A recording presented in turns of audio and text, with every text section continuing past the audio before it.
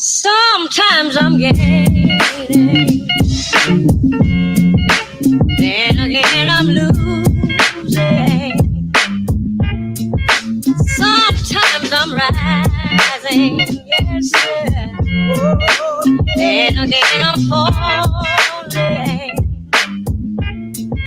Sometimes I'm gaining, then again I'm losing. Sometimes I'm rising, yes sir, then again I'm falling. Let Jesus work it out. Need your Father would work it out.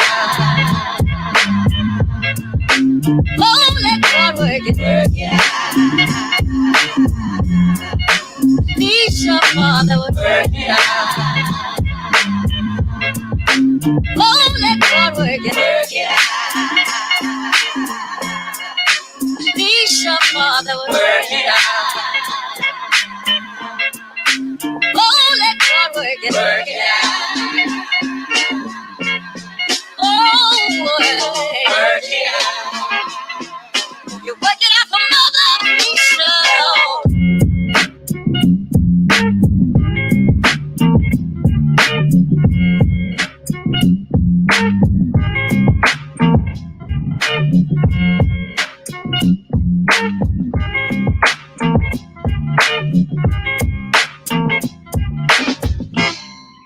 Sometimes I'm gaining, then again I'm losing.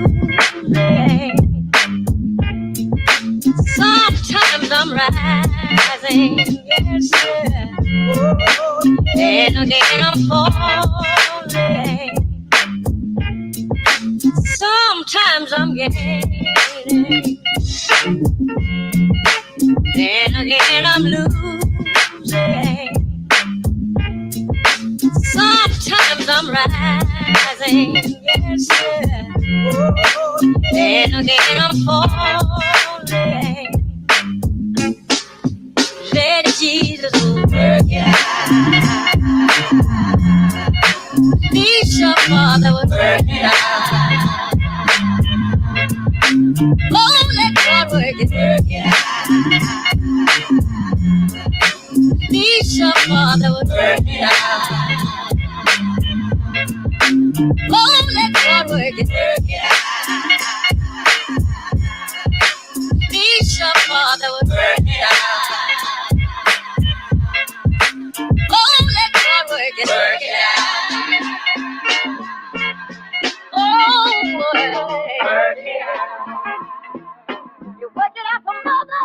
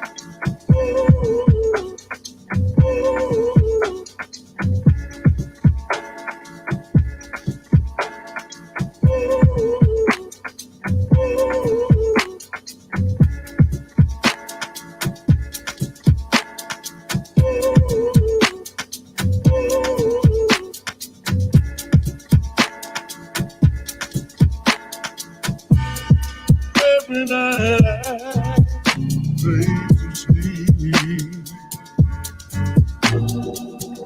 I pray to the Lord, my soul to keep. If I should die before I wake, I pray to the Lord, my soul to take.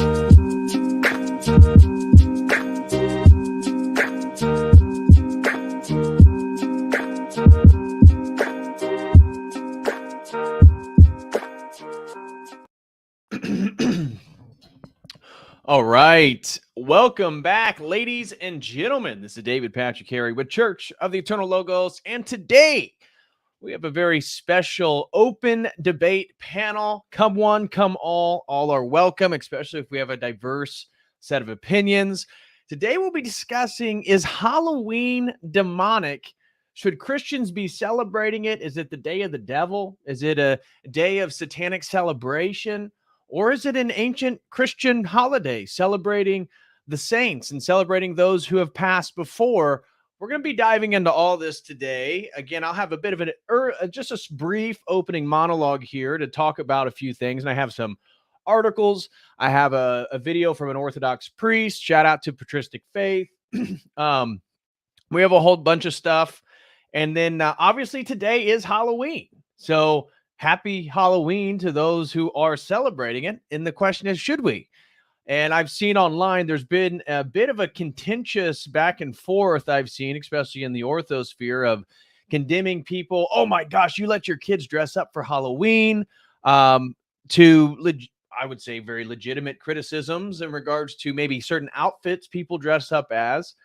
And so I'm not here to give a definitive opinion, although I will be arguing in favor of my personal opinion. But if you think that Halloween is a sort of benign holiday in which that kids can enjoy dressing up as their favorite cartoon characters or superheroes and go and get candy and have a fun time with other children. Okay. I'd love to hear your opinion. If you think it's absolutely a demonic activity that all Christians should stay away from and that you should go to vigil tonight, go to your vigil service and then or Vespers and then go home, that may be your argument as well. So again, we're going to get into the sort of history. Is this building upon the Samhain, the Druidic pagan holiday in which they almost venerate the death itself? Well, again, we'll discuss. So that's the topic at hand today. Smash that like for everybody who's here. Greatly appreciate you guys. And before we even get into things, I want to take care of a little bit of house cleaning, and that is first thing is if anybody wants to support my work, one of the best things you can do is become a website member. And so you can become a website member with this link right here. And we have 3 different types of memberships. I will have an exclusive video up today discussing my dissertation proposal and going over, as I said, I'll be tracking my dissertation work and sharing all my research with you guys. So for $5 a month, a cup of coffee, you can have access to an exclusive video library, as well as stay up to date on all the research that I'm doing. And I'm sharing all that over on the website. Of course, we got fitness memberships, premium memberships, all types of stuff. If that's something that you might be interested in, please sign up.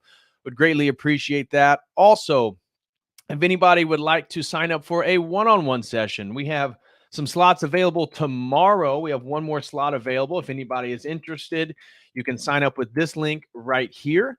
Greatly appreciate that. We can dive into any topic your heart desires.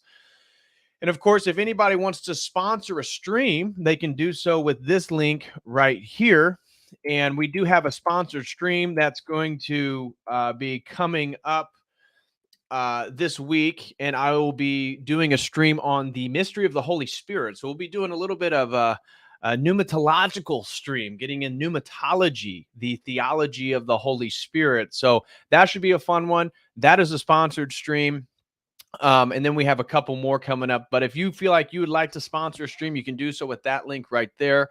Also, if anybody is interested, you could go over to the website here and you can check out some of the store. We do have some products. If you'd like to, support, you can do so by maybe getting a t-shirt, getting a hat. I was just thinking, man, I need to create some sweatshirts. It's getting cold. I'm going to make some sweatshirts here. This is the Lord's Prayer in Arabic. So we got some products over at the website. If that's something you'd be interested in, check that out as well. And then of course, I also want to mention to everybody that if you're looking for Orthodox items, go no further. Check out orthodoxdepot.com. Orthodoxdepot.com is a great Orthodox company here in the Midwest, owned and operated by Orthodox Christians, and they sell prayer robes, icons, incense holders, all types of stuff, necklaces. So if you got anything you're interested in, go check out the products over at orthodoxdepot.com and use promo code COTEL. You'll get 10% off, and you'll be able to help me out as well. So I'd greatly appreciate that. Okay, let me remove that. All right. Now, with that being said, guys, smash that like. I want to get into a little bit of an intro here on the topic today. So again, it is Halloween. Happy Halloween to everybody. And the question is, should we even be celebrating Halloween as Christians? Fair question. And I'm going to kind of go over a little bit of like what Halloween is. So first, Halloween is technically All Hallows Eve, as many of you already know. And it is actually a vigil day or to All Saints Day, the spooky. So, remembering the saints that have gone before, remembering the conquering of death. And then All Saints Day is the next day. And then we have All Souls Day. So All Hallows Eve is a beginning of actually of a Christian holiday, celebrating the saints, celebrating all souls. And so that is even mentioned right here. So if I'm over on Orthodox Wiki, so this is not Wikipedia, this is an Orthodox Wikipedia, and it highlights that Halloween, or All Hallows Eve, is a yearly celebration observed in a number of countries by non-Orthodox Christians, because interestingly, it's much more Western than it is Eastern, in the sense that Western Christians, particularly Roman Catholics, initiates what's called the Triduum Hallow Mass. And I have a photo here, and Catholics have been sharing this today. It's kind of been going around the spheres over on social media, is how Pope Gregory actually initiated this holiday, Pope Gregory the Fourth, in the 9th century. And this is a commemoration of all faithful departed.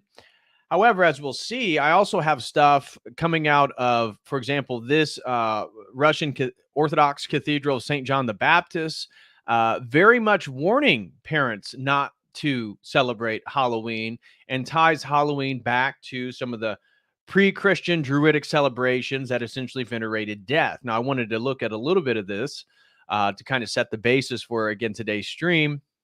But at the same time, I have an article here that highlights that, well, it's a little bit more complicated than that. And whether we should celebrate it is not limited to whether the Halloween celebration is explicitly Christian or not. My only point of bringing this up is that it actually does have Christian roots, but we as Christians, especially as Orthodox, we go and we sanctify cultures, we sanctify holidays, we go into pagan places and transition it, transform it, transfigure it into something that is Christian and indicative of Christ. So whether it even was Druid or not doesn't mean that we then can't operate within it. And again, if you have a difference of opinion, feel free to hop on. I'll share that link right now with everybody if you'd like to. We already got Ivan waiting in the midst. Shout out to my brother. And so I want to share the link. If anybody wants to join, the link is in the video description, so you can join the stream if you'd like. I just shared it as well as in the live chat. And so I think the question should center around, has contemporary celebration of Halloween been sort of de-sanctified and turned back into a pagan satanic celebration? I think there's real arguments there. Another one that I've seen is that Orthodox Christian, for example, my priest, he was telling family that that no Orthodox parents should allow their children to dress up as like the devil or witches or demons or goblins or anything like that, but to use it as an opportunity to dress up as saints, dress up as historical Christian figures, dress up as something that is sort of remnant of the church, or something that's more benign. So I know one girl at our church, little girl, I think she's like 4 years old. She dressed up as a kitty cat. Now, is this satanic? If you feel like it is, feel free to come on. Yeah, Enslaved by Truth says the Sam Hain connection is BS. And even within Orthodoxy, that's why I wanted to highlight, even in Orthodoxy, I got sources that say it's a Christian celebration that's sort of sanctified and was built upon the Sam Hain celebration. Others say, no, it's totally different. It's unrelated. And I want to end by watching this video right here. This was just put up 2 days ago over on Patristic Faith. Shout out to Father Deacon Dr. Ananias and Father Moses McPherson, who posted this video over there, and basically kind of lays out a more of a moderate to middle path of how we can understand Halloween. So I'm going to go through this stuff real quick, and then we're going to open it up. It's going to be an open debate panel. Anybody is welcome, especially if you disagree with me. You're more than welcome to come on. We just ask that you keep it civil, and that's about it. So you can voice your opinion. First thing I want to do, again, is highlight that on Orthodox Wiki, it says that, this isn't a customary practice within Orthodox nations. I saw that the Archbishop in Georgia, or maybe their patriarch or metropolitan, told the faithful to not celebrate Halloween at all. So they gave an explicit, this is the country Georgia, obviously we're not talking about the state Georgia, but in the country Georgia, their hierarchs gave an explicit warning to not celebrate Halloween whatsoever. I thought that was interesting. when we look at this article coming out of that I found out of a Russian Orthodox cathedral, they also are very leery about the celebration of Halloween. They claim that the feast of Halloween began in pre-Christian times among the Celtic peoples who lived more than 2,000 years ago in what is now United Kingdom, Ireland, and northern France. These pagan peoples believed that physical life was born from death. Therefore, they celebrated the beginning of the new year in the fall on the eve of October 31st and into the day of November 1st, when, as they believed, the season of cold, darkness, decay, and death began. The Celts believed that a certain deity, whom they called Samhain, was the Lord of Death. To him, they gave honor at their New Year's festival. From an Orthodox Christian point of view, many diabolical beliefs and practices were associated with the feast, which have endured to this current time. On the eve of New Year's festival, the Druids, who were the priests of the Celtic cult, instructed their people to extinguish all hearth fires and lights. On the evening of the festival, they ignited a huge bonfire built from oak branches, which they believed to be sacred. Upon this fire, they offered burnt sacrifices of crops, animals, and even human beings to appease the Kaholi Samhain, the Lord of Death. They also believed that Samhain, being pleased by their faithful offerings, allowed the souls of the dead to return to homes for a festal visit to this day. This belief led to the ritual practice of wandering about the dark, dressed in costumes indicating ghosts, witches, hobgoblins, fairies, and demons. The living entered into fellowship and communion with their dead by the ritual act of imitation through costume and the wandering about the darkness, even as the souls of the dead were believed to wander. Okay, so that's interesting. So maybe Halloween is then a pagan holiday. Well, again, it depends on who you ask.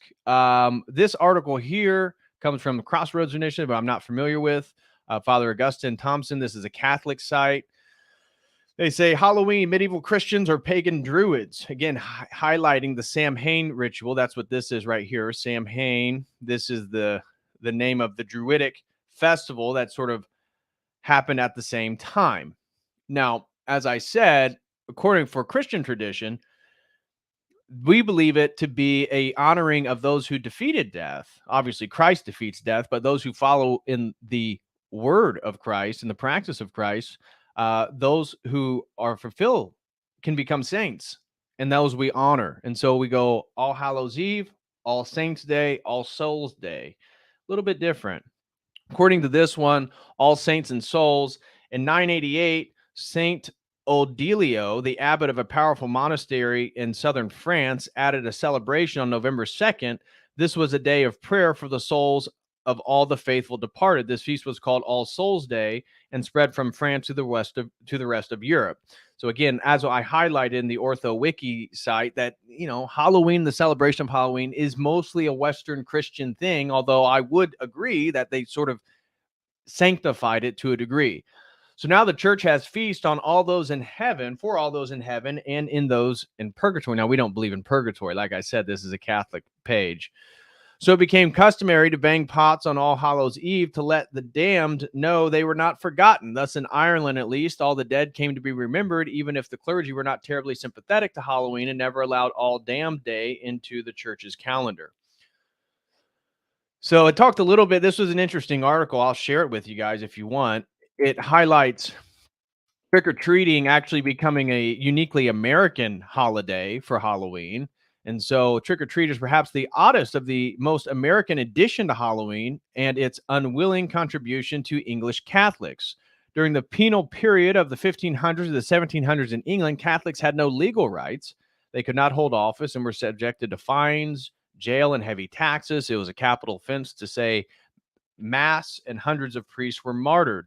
Occasionally, English Catholics resisted, sometimes foolishly. One of the most foolish acts of resistance was to plot to blow up the Protestant King James I and his parliament with gunpowder. This is anybody who's seen V for Vendetta is going to be a little bit familiar with this plot. This was supposed to trigger a Catholic uprising against their oppressors. The ill-conceived gunpowder plot was foiled on November 5th, 1605, when the man guarding the gunpowder, a reckless convert named Guy Fawkes was captured and arrested. He was hanged. The plot fizzled. November 5th, Guy Fawkes Day became a great celebration in England, and so it remains. During the penal periods, bands and revelers would put on masks and visit local Catholics in the dead of night, demanding beer and cakes for their celebration. Trick or treat. Guy Fawkes Day arrived in the American colonies with the first English settlers. But by the time of the American Revolution, old King James and Guy Fawkes had pretty much been forgotten. Trick or treat, though, was too much fun to give up. So eventually it moved to October 31st, the day of the Irish-French masquerade. And in America, trick or treat wasn't limited to Catholics. The mixture of various immigrant traditions we know as Halloween had become a fixture in the United States by the early 1800s. To this day, it remains unknown in Europe, even in the countries from which some of the customs originated. So that highlights, again, a very American flavor, the trick-or-treating, the candy industry. They happen to take another holiday with them. And then witches and jack-o'-lanterns. But what about witches? Well, they're one of the last additions. The greeting card industry added them in the late 1800s. Halloween was already ghoulish, so why not give witches a place on greeting cards? The Halloween card failed, although it is seen in recent resurgence in popularity, but the witches stayed. So too in the late 1800s, ill-informed folklorists introduced the jack-o'-lantern. They thought that Halloween was druidic and pagan in origin. Lamps made from turnips, not pumpkins, had been part of the ancient Celtic harvest festival, so they were translated to the American Halloween celebration. The next time someone claims that the Halloween is a cruel trick to lure your children into devil worship, I suggest you tell them the real origin of All Hallows Eve and invite them to discover its Christian significance, along with the two greater and more important Catholic festivals, we'll just say Christian festivals that follow it. So All Saints Day, then All Souls Day. These, again, here you can see this. And these are celebrated by Orthodox. So even though the article we read is explicitly Catholic, All Hallows Eve, and then All Saints Day, and then All Souls Day, these are actually uniquely Christian holidays. Now, the question is it still a Christian holiday? I would say it's probably hard to argue that the contemporary celebration of Halloween is still Christian. Does that mean then, as a parent, you shouldn't let your children celebrate and dress up during Halloween? That's not my call to make. And for a recommendation concerning that, I turn the next over to Father Moses McPherson, who highlights this sort of difficult position parents may find themselves in the Western world concerning Halloween and how far do you let your family participate. So here is a recent video. This is 2 days ago on Patristic Faith. This is the definitive Orthodox opinion on Halloween with Father Moses McPherson. Well, brothers and sisters in Christ. Okay, let me switch this over. All right. Come on. Okay. The yearly event of Halloween is upon us, where hordes of the spiritually living dead soy boys of the internet will come out and give their opinion on what is acceptable and not acceptable for this secular feast. I say that jokingly because it seems like with any of these kind of issues that come up on the internet, everybody has an opinion and everybody feels like they're entitled to have an opinion and that they're the ones that should be in a position to tell the Orthodox world and converts and everybody what to do and how to live their life. And this is a real problem in American Orthodoxy today. The reality is twofold. Number one, first and foremost, whenever in doubt, consult your spiritual father. Don't go to the internet. Consult your own spiritual father and ask them how it is that you should conduct yourself in a situation that you're uncertain of. And number two, look at what the saints have to say about an issue. If the saints are genuinely silent, then it may be an issue that they haven't tackled or examined or anything else. And then number three is look at what your synod says. What does your local bishop say? How does he inform the faithful on how to act? You know, there's usually something written on these things. And so it is that when we talk about Halloween, number one thing I'm going to say is, look, there is no kind of patristic witness regarding Halloween. It isn't available in the lives of the saints. Many people frequently quote the story of St. John Maximovich and the fact that there was a ball in San Francisco on the night of All Saints, which corresponds with Halloween, and the people didn't come to church but went to the ball, and St. John went to the ball to convict the people of not being in church. This is a very valid story in terms of, not celebrating secular affairs when we should be in a vigil for a divine liturgy. But it really has nothing to do with Halloween. Second of all, if somebody makes the argument, well, Halloween is a pagan event and all the things that go along with that, the reality is that Christianity have been baptizing pagan events, ideas, and other things for 2,000 years. So it's certainly something as pagan is not a foreign concept to us as Christians. Many things within Christianity and within Christian practice have come from paganism that we have baptized, either linguistically or in practice. A good example of this is in the Serbian church, where Serbian families have what's called a slava, which is a patron saint that watches over their family. Well, the history of that was originally these families had basically demonic entities that were kind of had a patronage or whatever for the family. They oversaw the family, or they watched over the family. Well, when Serbia became Christian, was baptized, they obviously got rid of this demonic practice, but then said, why can't we have a patron saint who is basically a safekeeper for our family? And so it is that you took a pagan practice and made it Christian, and now today it's hugely important for Christians. So what do I have to say really about Halloween? Well, first and foremost, my comments are directed to my own parish, the people under my spiritual care. And so first of all, I want to say definitively, look, we don't have an answer from the saints, and we don't have an answer from the synod. I can tell you my pastoral wisdom on the issue, and then every person needs to pray about it and find a way to apply it to their life. So first and foremost, what I would say is don't traumatize your children. Don't anesthetize them to evil. Don't expose them or desensitize them to things that are unholy. There's lots of neighborhoods where people put up, silly kind of spooky things, and it's not very serious. And then there are neighborhoods that are full of, you could say borderline evil or even evil decorations and whatnot. Don't go to those houses. Don't show that to your children.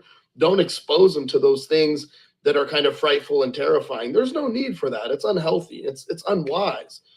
Second of all, if you're going to take your children somewhere, my advice, again, to my parish is going to be take your kids to one of these trick or treat events, trunk or treat, whatever, that are at the local Protestant churches. They're generally benign. There's usually nothing there that's at all questionable in any way, shape, or form. Your kids can still dress up and wear whatever outfits they want. They can still get candy and have a fun time. And the most important thing is, a family, you get to enjoy it and make a memory. What people forget about, and a lot of times it's single people who don't understand this, a lot of family life is making memories. And so it's the nostalgia of Halloween for people, especially when they convert, which is remembering what it was like as a kid, thinking about what you were going to wear for a week or two, how you were going to dress up, how you were going to kind of hang out with your friends and run around and get candy and all these things. It's a very enjoyable memory. I mean, I remember this as a kid and all of the kind of fun and shenanigans that we got into. And I never thought, looking back, oh, that was demonic, or I was selling my soul to the devil, or any kind of silliness, or there was really nothing even evil that I remember from my youth that was wrapped up in this in any way, shape, or form. It was about fun. It was about playing dress up and getting candy. There wasn't anything more to it than that. Now, are there people that invest a lot more to it than that? Yeah, absolutely. But that doesn't mean that that's the case for a child. And we got to use common sense here, people. And so it is when people ask me, hey, what do you think about taking your kids? I go, look, I take my kids to the trunk or treat. That's what I do. We do it every year. We make memories as a family. They get to dress up as whatever, Star Wars or whatever it else, or I think maybe last year one of them was a knight or something. They get to make memories. They get to have fun. We get to do something as a family. There's nothing more to it than that. Now, if I was a young man in my 20s, or somebody came to me as a young man in their 20s and said, hey, they're dressing up at work, I don't think there's anything wrong with that. I don't think there's a big deal. Now, where does it become questionable? I think a lot of times it becomes questionable when people either do something evil, like let's say these scare houses or whatever else, which have a very evil energy to them. Horror movies, all of these things. There's a sense of playing on terror and playing on fear and dark elements. This really has no place for the Christian. I mean, St. Paul says, you know, we set our mind on good things, on healthy things, on normal things. You know, watching kind of murder mystery type stuff that is dark and evil, or true crimes or stuff about serial killers. I mean, it may not be Halloween, but that stuff is dark. It's evil. It's allowing your soul to be exposed to evil things. I highly recommend and tell my spiritual children not to watch those things. There's nothing profitable that can come from exposing your soul to evil people and evil deeds. Nothing. Literally nothing. Now, there's another aspect of Halloween. Like I said, if I had guys in my 20s who said, hey, my friend is inviting me to some secular party, and the reality is today, a lot of this stuff is hypersexualized. What would I tell them? Man, avoid it. I mean, use common sense. If you're going somewhere that's going to be hypersexualized and women are going to be dressed immodestly, we wouldn't do that, you know, throughout the year. Why would we then suddenly, you know, expose ourselves or engage in this type of behavior? It doesn't make any sense. Again, you know, use common sense and pray and follow your conscience. You know, God gave us a conscience for a reason, so that we're able to listen to the inner voice of the Holy Spirit. Can we be tricked? Yes, absolutely. Could we be deluded? Yes, certainly that can happen. Should we always apply godly principles and talk to our parish priest? Absolutely. But, you know, in this issue, I think that people kind of blow it way out of proportion, and they make it something dogmatic where it's not dogmatic. And they make it where everyone needs to follow their thoughts and feelings because that's what's important. You know, I think that that's unwise. It's unwise, brothers and sisters. We should look first and foremost to our own family, to applying godly principles, to not exposing our children to darkness or to evil things, and not to expose ourselves to darkness and to evil things. These are not healthy. But is there an aspect of Halloween that you could say in America is just kind of downright silly and family fun? There is. There is. Does that mean that if you expose the kids to something that's silly and kind of fun, they're eventually going to turn to a cult? No, it doesn't.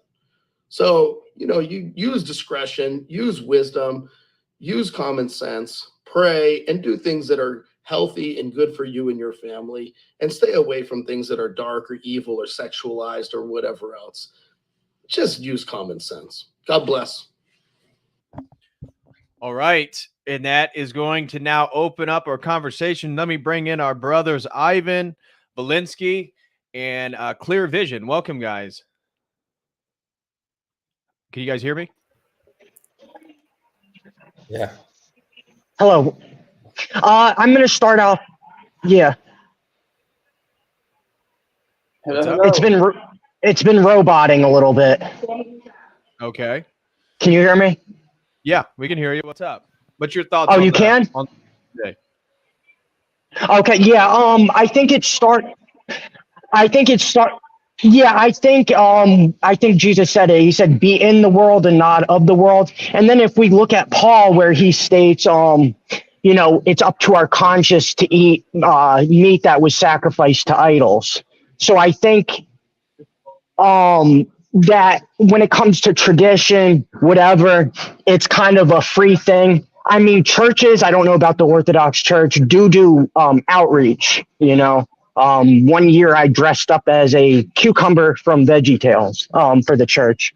Other years passed out hot chocolate and stuff like that. The other thing I have to mention is if you become too legalistic and dogmatic or whatever, not saying dogma is bad necessarily, but what ends up happening is your children rebel and they go do this whole prodigal son thing. So I think we have to, when we look at this, we have to consider a lot of different things. Okay. Ivan, Valinsky, what do you guys think? I'll let Valinsky go first. I was gonna let you go first. True Orthodox brothers. I'm sorry. Well, Clear vision. Can you? I'm going to mute you, man. There's a lot of background noise coming from you. Go ahead, Belinsky. I guess I can start because I don't really have like I have a stance for myself, but yeah, I'm just gonna offer a nuance. Okay. That's what I want to do. The first thing that I want to say is it really makes no difference what something was. It really matters most what something is. Like I have the example of like, and it's not like not to deny what it was, and you know, like for example, cocaine. Oh, you know, these innocent people used it to climb the mountain, but now it's processed and now it's messing up society. Right. Right, and so I think it's silly when we say when not. I think it's silly when we try to justify it by that from that angle when we what really want to do is just engage and have a hedonistic fun. You know what I mean? But I'm not saying that's the case for everybody. Which is also you know leads me to the other point that is like I feel like the discussion, at least from the father from patristic faith, Yeah, Father was, Moses. yeah, Father Moses was really directed at families and kids. But I feel like this is also being asked by a lot of adults that again just want to have fun, right? Mm-hmm. Which leads me to you know a question that I suggest we make ourselves is why do I want to engage in something? You will find your conscience, and it is up to the. Of course, I'm not saying truth is subjective, but it is, I guess, you know, like the meat offered to the idols. But I would argue that if our intention is to have a very relationship with the Holy Spirit so that we can be closer to the goal of theosis, well, then certain things are gonna you know enhance or help that process a bit more than not. Mm-hmm. So which and so which leads me to my next few points, that is like you know in Orthodox theology we understand that icons are a window to heaven. Correct. You know it's a window to another dimension, right? Mm-hmm. And so really when somebody represents an icon of death and it's opening a door to another dimension, right? Which is not necessarily heaven, right? Like but what makes it even a little more preoccupying is that we are not only opening a window to that dimension, but we are embodying it, right? Mm-hmm. By the wearing of the costume and through the behavior, right? Because you know we're giving it life. I think it was Maximus the Confessor that it's just like anything that gets enacted, it's brought to life or something like that. I'm not sure. You can correct me, but I think it makes enough sense so that we can see the reality of it, right? Like it's like yeah, okay, because for example, when we say I'm gonna dress up like Dracula, is the idea it's a personality that has a set of ideas, which are I live at night, I suck blood from my victims, and I'm evil. So those three ideas that have to live inside your mind for a whole night of celebration, Mm-hmm. which I question, how is that helping you in the process of, you know, deificating, like theosis? How is that helping anybody, right? In that sense, right? So it's like it's double danger because it's not only you embody, but it's like you are, you know, being an icon of whatever you are choosing to dress up like, right? Yeah. And you know, in Corinthians 16:14, we read, don't be equally yoked with unbelievers, for what fellowship has righteousness with unrighteousness, and what communion has light with darkness, right? Which is going back to the first thing that I said, that is like, why do we really want to participate in this? You know, I feel like a lot of the times we want to be close to God because, okay, it's what I have to be, but without really realizing like the depth of the danger and the depth or the reality of the danger, of the implications of the reality of Christ, which Yeah. is his offering, and also what happens if you decide to reject the offering, right? Which is damnation, and those things are real. And when we just become religious to tick off a box for me to be a good human being, and I guess I don't have to really, you know, it doesn't. That's when you're not gonna really see a point of like, why am I refraining from having this fun that I've always had? It doesn't make sense. Oh man, forget it. You know what I mean? And so it's like, because also the other question that I want to bring is like, we know that participating in ritual. Hello? Yeah, we can hear you. Okay. We know that participating in rituals, you become what you like. It's like, you know, participating in rituals has consequences, Mm-hmm. like the liturgy, right? Yep. So why do I need myself to participate in a celebration that I have celebrated Halloween? I've gone like, I'm not you know, I'm not, I don't live in a mountain, like, but those are things that I've come to just not being able to avoid. You know, it's like, I think it's a celebration of something, and by me celebrating, even if I'm dressed up like a minion, innocent, I'm partaking. I'm giving life to this celebration, right? Mhm. And what am I doing there, right? And So Valinsky, I want to get Ivan in here, but I'm sorry, curious. No, you're all right, brother. Because, for example, my spiritual father, my godfather, Subdeacon Mark, he would always dress up as his patron saint. And so then he would, when he would like escort his kids or something, then people would always ask him, well, who are you? And then he would then tell them about his patron saint and explain the life of the saint and stuff like right, that. And I say that because I think um, Mark makes a really good point here. He says the origins of the holiday is important if the origins are Christian, and depending on how you look at it, as we said, the Samhain connection is tenuous. Uh, Certainly, All Hallows Eve, All Saints Day, All Souls Day is the Christian interpretation of these next 3 days.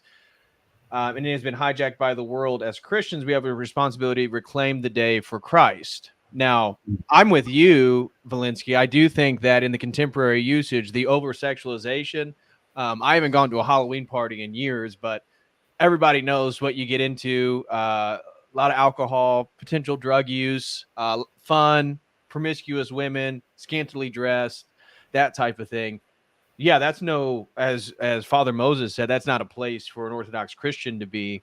But I'm curious, like, where is the line? And I want to bring Ivan in here next for like a family, for children, for innocent. Where is the line between innocent fun and the participating? Because I do agree, if you're dressing up Valinsky like a demon or a goblin or something, you are in a weird way sort of contributing energy to that reality.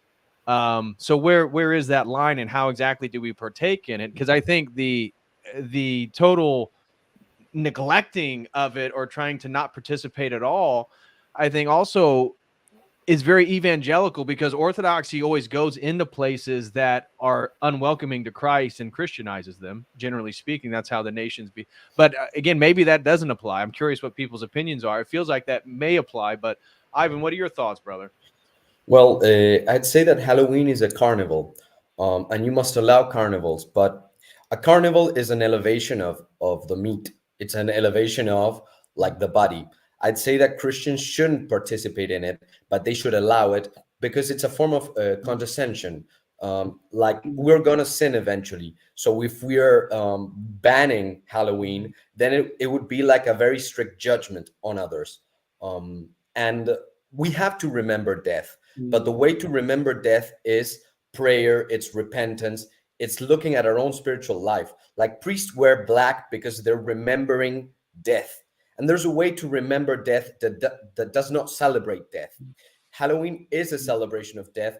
And I would disagree with the idea that the origin of something will explain it, because there's a way in which an icon can become an idol too. So it depends what you're doing with it. If you're dressing up because you want to indulge in your passions, then I would say it's kind of wrong. But to look at it from the outside and judge another person doing something wrong is it's in itself wrong. We all do all kinds of apotropaic practices. Like, for example, I smoke. Smoking is wrong, but nobody is banning smoking for me. Like, it's something I should do on my own in repentance.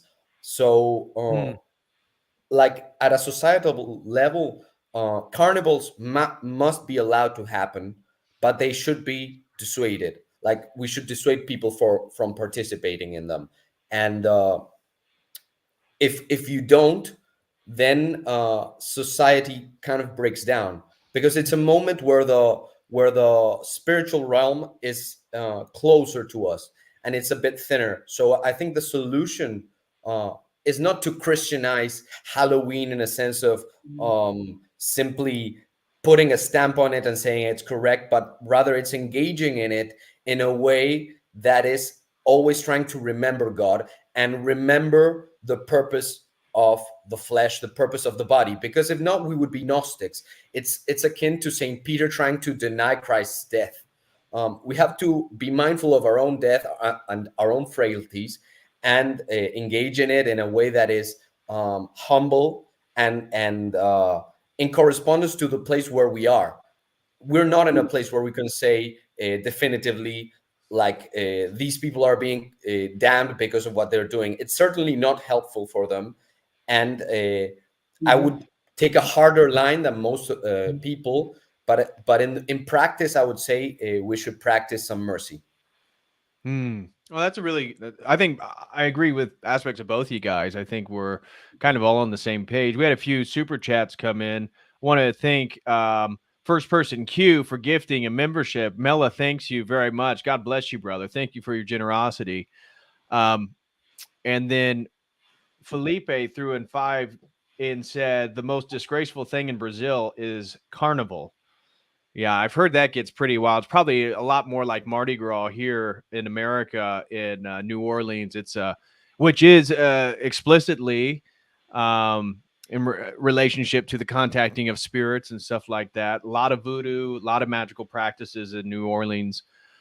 But some people said banning, we should just ban secular holidays. It wouldn't bother me. It's just money worship and hedonism.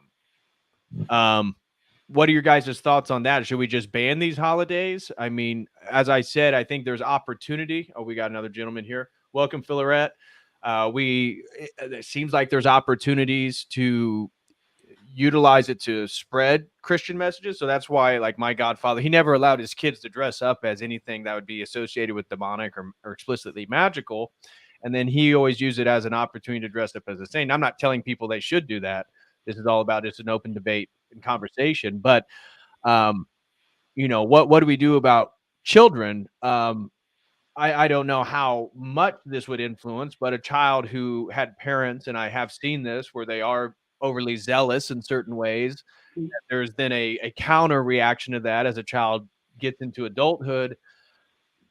So we don't want to be overly zealous where then our children are so protected that once they turn 18, they do the exact opposite. We've all probably met people like that. We've seen people do that, and they sort of jump right into the deep end once they're away from their parents. That can cause real trauma. And so trying to find that middle point, I think, is really interesting from a Christian perspective. Philaret, if you want to hop in, brother, what are your thoughts, if you have anything explicit on the topic today? Well, I think I'd just like to make a point in regards to the carnival and the festivals. I don't know about you guys' calendar, But on my calendar, we have Maslenitsa, which in America, people usually call it cheese fair. And it's just a wonderful time. We eat cheese dishes, no meat, right before Lent. Right. But in Russia, it is a festival where they create effigies of winter, burn them. They throw pancakes and other things into the fires.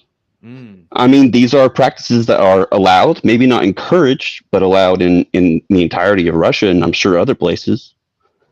And it's never a debate over that's okay because it's been going on for 1,000 years. And it's because it was a pagan festival that they took into themselves and made not so pagan. I don't see why it's always such a big deal when, like the father said previously, we're just take your children, have a little fun, go home. If you're an adult, don't be involved. Yeah. If you don't have children, don't be involved. It's not for you. Nothing good can come from that. That's all I really want to say. Okay. Do you have children? I'm curious. Yeah, I do. I have many children. So how do you so are you guys trick-or-treating tonight? How do you navigate that? Yeah, we will be going. We'll go a couple of houses, do a quick little walk around, get a little candy, eat some, and that's it. I mean, they don't have demonic costumes. They just have normal, ordinary things. Nothing serious. We don't have a bunch of decorations up or anything like that. It's not. Just have a little bit of fun and go home. It shouldn't be your center. It shouldn't be the entire point of your month like people make it out to be. Right. But I'm curious, Ivan, Valencia, you guys have any things you want to respond to Philaret with his perspective? Yeah. I would be very cautious to tell somebody else how to raise their children. But I think that as adults, we have the responsibility of shepherding their souls, and we have an authority that is given to us. So if anyone has the authority to ban a holiday like that, it would be parents. So in that sense, I don't say this to judge, but I honestly would forbid my own children, if I had any, of participating in it. But it doesn't mean, because I think to participate in the ritual is a form of, let's say, giving into the flesh. And I think that Christianity in itself, this is where I would depart from something from Pastoral in that sense. Christianity never elevates the flesh. So if you can manage a way to give that flesh up to God in a proper sacrifice, then I would say, yes, it's fine. But if it's just for fun, then I would say that it's not a correct spiritual move. I want to say, let Philaret respond. Yeah, I just want to say very quickly, it is, yes, I agree, but also disagree. It is one event, one day. Will you ban your children from video games, from television? How many hours a week do children play these video games and watch television? Good point. Good point. That's all I'm going to say. Yeah. I think you make a great point, Philaret. Are you able to stay on, or you need to hop off? Yeah, I got to go in just a little bit. Yeah, okay. Sorry. Yeah, I got no worries. Thanks for coming on. That's what I wanted, an Orthodox Christian who had children, who is going to participate. So I appreciate, thank you very much for coming on and voicing your perspective. That's what I wanted, is different opinions on the topic and how people are going about with it. So thank you, brother, for joining us. God bless you all. God bless you, man. All right, Valinsky, what did you have to say? It sounded like you were getting ready to hop in regards to something that Philaret pointed out. Yeah, I mean, not necessarily about what he was saying, okay. But, well, I mean, yes, because, like, I do question, like, first of all, disclaimer, I don't have kids, and I don't know what it is, what the deal is, and I think it's a great, a great thing, like what Ivan said, that I'll be cautious as to telling people how to raise their kids or not. That's just a great point. Mm-hmm. But I don't think anybody would feel like that's what you guys are saying. Whether you agree, or you guys can be saying we shouldn't participate, I don't think you guys are trying to tell people how to raise their children. No, fair enough. But I do see the relationship between father and son or daughter, in that, in a way, you are their guides, their you are protecting them, and it depends a lot on how you raise them, probably, or whether or what will they find. Of course, you are not gonna change the cultural current. You're not gonna because they're still gonna go to school. They're still gonna do all these things, but at the same time, you do find sometimes kids that, for some reason, their parents manage to make great kids out of them, and then and kids that have their head well in their head. So how do they do it? I don't know, but it is possible. The other thing that I wanted to say is that, yes, Christianity always baptizes things, but I think that it's within measures. You're not going to baptize Sodom and Gomorrah, You're not going to go back like, no, let me baptize it. Like it's got to have its limits, you know what I mean? No, I don't think Sodom and Gomorrah needs to be baptized. But you know what I mean, right? Like, I know, good point. Fair enough. Yeah. Thomas Aesthetics, welcome, brother. What's your opinion on the topic? Anything that's already been said, or you just want to make a general comment on Halloween? Feel free, brother. Floor is yours. Can you guys hear me? First of all, yes, sir. Okay, I always join these, like, I'm on the move all the time, and I'm on my phone on Safari, so I don't know how well it works, but you're coming through clear right now. We can hear you. Okay, perfect. Awesome. So yeah, I don't know. I haven't really been listening to too much of this aside from when I just got in here. My general take on this, especially coming from a more recent, just as of the past 2-3 years, like evangelical, kind of like tainted Baptist sort of worldview, is that I think, well, first of all, I think it's kind of shocking that in the orthosphere, how many people do actually like demonize Halloween, like just right off the bat. I tend to think that mindset is a little like evangelical coded, if you will, because the sort of accusation and the sort of like, oh, well, that's pagan. Like, that's what I've been seeing on Twitter lately, or X, whatever you want to call it, is, especially in the orthosphere, well, Halloween's pagan, Halloween's demonic. But like, we see that line of argument used by evangelical crowd and, what well-meaning people, but I mean, how often do we see that argument used against Orthodoxy or Catholicism just because there's snakes intertwined on the bishop's staff, or the monasteries have skulls lining the shelves or whatever? And I mean, these people are horrified, right? Like, that's pagan, that's evil, whatever. So I think that the argument, for one, I mean, okay, they can say it's demonic or pagan or whatever, but typically they don't actually know what that means. Two, if you do want to actually point to the things about Halloween, dressing up as demons or devils, witches, evil things like that, you can totally say that that's wrong, and I would totally agree.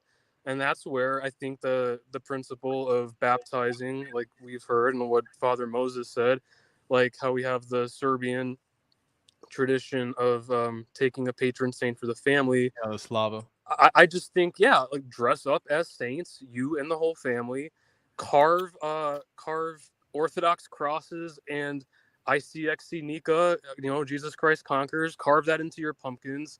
And while you hand out candy bars, go to your local Orthodox or order some online. They have like miniature icon cards, like little ones with different saints on them. Get like a stack of 50 to 100 little icon cards and hand them out with tape them to the crunch bar or something. I mean, that is like a perfect way to spread the faith on this night. And I don't know. Well, Thomas, I don't mean to cut you off, but the icon cards, I actually have heard another person in my parish, that's what they do, is they give a little candy bar and they give an Orthodox icon, a little card, to every person that comes.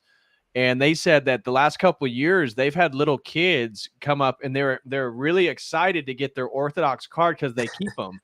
And so then it became like an annual thing where the children in the neighborhood remember, oh, I come to this house, they pass out little cards too. And they like the colors and like I think it was a female saying, like, I forget which saying he was saying, but it was like a female saying, and the little kids were excited to get their card this year. So I agree with you. I think that's another way an Orthodox Christian could go about participating in it. So that's amazing. Ivan or Valinsky, you guys got, and Valinsky, we got to get this out of the way. Brody Alexander says it's your brother Logan. You know Brody, young old boy. I might. I was trying to figure it out. But I think I know the guy in the picture. I think he's I know a friend of mine. Okay. Anyway, Are so you in yeah. Are you in BC? Somebody else asked if you were in British Columbia. Valinsky, are you in What's Canada? that? Are you Yeah, yeah, Are you in BC? yeah, in Vancouver. Okay, yeah. Well, somebody must know you because they said, "Whoa, Valinsky, I think I know you. Are you in BC?" It was in the live chat. So No, I'm not. I'm on the streaming page. I'm not on the. yeah, that's fine. That's fine. I was just letting you know because somebody saw you on here and they thought they knew you. So I just wanted to Let share me that check with it you. out. Yeah. But No, anyways, that's pretty cool. this is one of the things that and why I wanted to do this stream is, as Thomas was saying on Twitter, I saw some Orthodox Christians being really nasty towards each other because of this whole Halloween thing, which I knew that if we did an open panel, the goal is to get a plethora of different opinions and keep it cordial and civil. But people were like, again, questioning the faith of another person because he was going to let his daughter and son go dress up and go to a few houses.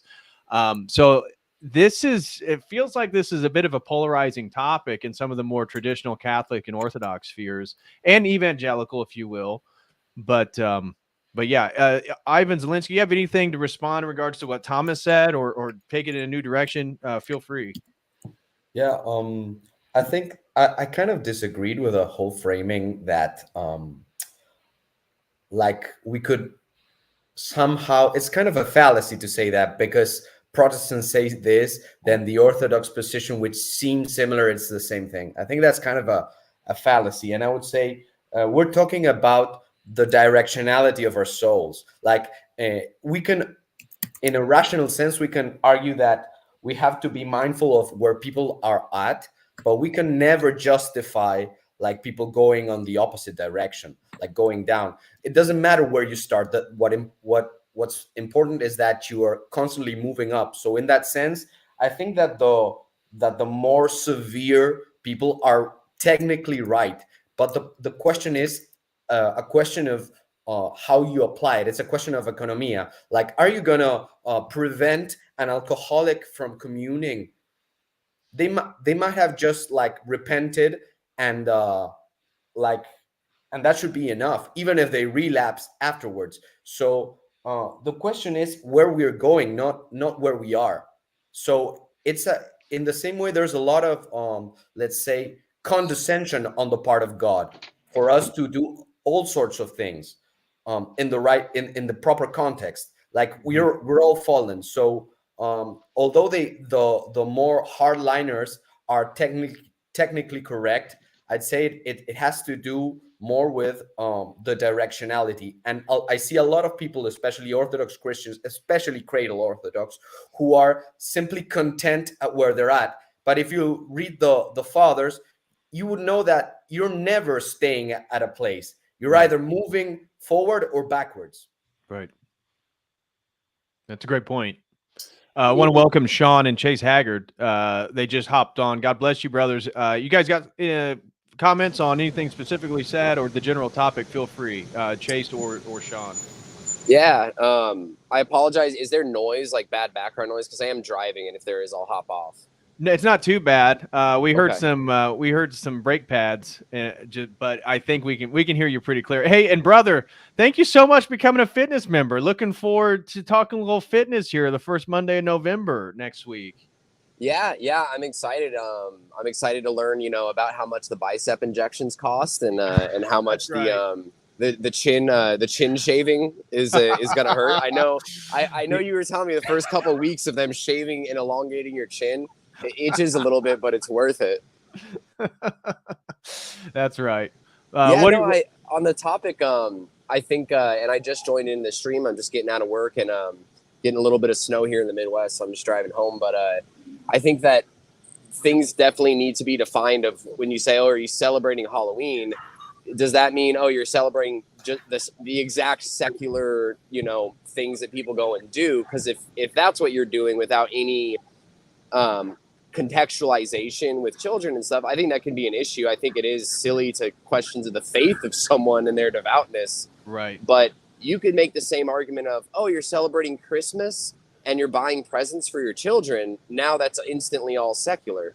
I think you have to contextualize it. You know, like if I do think it's wrong to go out and go behave demonically and dress up in horrible, you know, gross, scary ways. But kids dressing up as a bumblebee or something, you know, as long as you tell them, just like with Christmas, right? Like, oh yeah, we're giving you gifts, but this is because Christ gave us gifts, and this holiday is not about the gifts you get. It's about Christ. And with Halloween, you can contextualize it for children as All Hallows Eve, and the world's going to celebrate it in a way that's incorrect.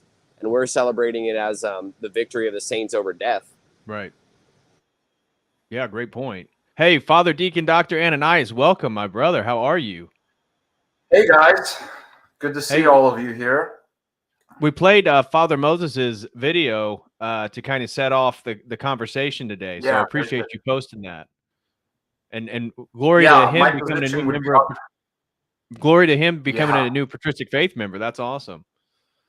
Isn't that cool? Very happy to have him. Obviously, I approved that. Right. But otherwise I wouldn't have it. You or Sean have any specific comments on the topic? I know Sean was wanting to hop in with something. If you don't mind, Father Deacon, Sean, I got a little baby and I gotta get back to him pretty quick here. Okay. But I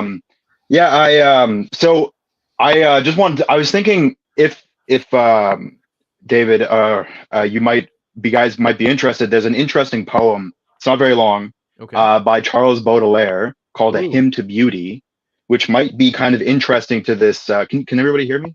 Yeah, we can hear you. Yeah. I don't know if it's up to you. It's I'll show you how if you might be curious, but it's that long. Okay. It's Charles Baudelaire. I know of his work due to the opium. Was it the opium eater? Which one did he write? He was definitely addicted to opium, but he also like had this. There's a lot of like Roman Catholic poets who still have a great admiration. They like him. There's a probably one of my favorite poets, Roy Campbell, translated, who is a devout Catholic, fought for Francisco Franco in the Spanish Civil War. Yeah. Translated the entire works of Baudelaire and St. John of the Cross. Well, and that's what it was. He wrote Artificial Paradises, which was about his experience with opium.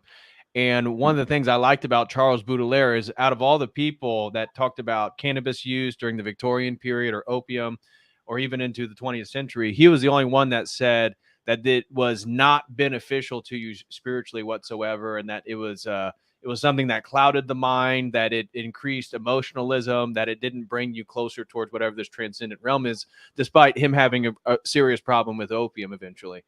So I really appreciate his honesty on that. That's how I'm familiar with Charles Baudelaire. But feel free, if you want to share that poem, you can. Go ahead. It might be, it brings up a lot of the questions that I think are being, that because, as you know, like, he's very Gothic, and so like horror is a big part of Halloween, and also Baudelaire's writing. But yeah, I'll do this. Okay. Hymn to Beauty. From heaven or hell, O beauty, come you hence. Out from your gaze, infernal and divine, pours blended evil and beneficence, and therefore men have likened you to wine. Sunset and dawn within your eyes are fair. Storm-like, you scatter perfume into space. Your kiss, a filter from an ephemera rare, charms boys to courage and makes heroes base. Whence come you? From what spheres or inky deeps? With careless hand joy and distress to strew. Fate, like a dog at heel, behind you creeps. You govern all things here, and not you rue. You walk upon the dead with scornful glances. Among your gems, horror is not least fair. Murder, the dearest of your baubles, dances upon your haughty breast with amorous air. Moth-like around your flame, the transient, turning, crackles and flames and cries, ah, heavenly doom. The quivering lover or his mistress yearning is but a dying man who woos his tomb. From heaven or the abyss, let questioning be, O artless monster, wreaking endless pain, so that your smile and glance throw wide to me an infinite that I have loved in vain. From Satan or God, holy or vile, let questioning rest. O soft-eyed sprite, my queen, O rhythm, perfume, light, so you beguile time from his slothfulness, the world from spleen. So it's kind of a Gnostic poem, but slightly. But I don't know. There's something there that about Halloween, about how it how we're. I think it's almost like a celebration of horror, but also like there's the garden demoniac that we're supposed to look at like Jesus healing that, exercising it. So I don't know. It's just some thoughts. Sorry if I'm taking up too much time. It's all good. I personally didn't catch the explicit relation to Halloween, other than the sort of going back and forth between sort of there's like a dialectical motif there. Well, I was just thinking that it seems like he talks about horror, about there's a slight beauty in horror is kind of something that he brings up. Like there are like in the beautiful works of art of our history, there's Hamlet that has a ghost. Mm-hmm. That the ghost of the father arises, and I think that as Christians we can kind of move into Halloween and express a level of the things that can be redeemed in horror. Like there's a passage from Don Juan where they get stranded in the middle of the sea, and then they decide they're going to eat one of the priest actually, but then they all go insane, and the only person who doesn't eat is like Don Juan and a couple other people. And so like the eating of the horror is terrible, but then there's an idea of like when you go through that horror, you if you can move through that sort of horrific situation and get out of it, it's only by like being moral. The only way we can get out of it is by being moral. And then the hymn to beauty, I just thought was like an kind of like looking at horror and being kind of confused by it. Anyway, so it's kind of like pushing forward the question, I think, about how beauty itself can be horrific. Gotcha. I'm sorry, a little bit confused. I'll hop off here. It's all good. Interesting. Well, it's interesting because our friend, a lot of people in the chat probably know of Autocratic Dogmatist, who's secretly one of the most powerful apologists that we know of, who doesn't have like a public page or anything. But he was talking about how he thinks Halloween can also be a reminder of the true horror, which is the horror of what we're going to be judged for our own deeds at death. And that really, really should be the scariest thing. And this is something that ties into the baptizing of culture. And this doesn't mean you take on every single tradition and every single practice and say, oh, I'm baptizing this practice, so I'm going to go, snort a bunch of Molly and go to a rave on Halloween. Like that doesn't work. But you can, think about the true horror of what you haven't repented for. And that's the true thing to be scared of is your judgment seat before God at death. Yeah. If I may interject briefly, like that's the issue, like pulling this back a little bit into a lower realm. Like if you dress up and engage in the passions, that's kind of going in the opposite direction.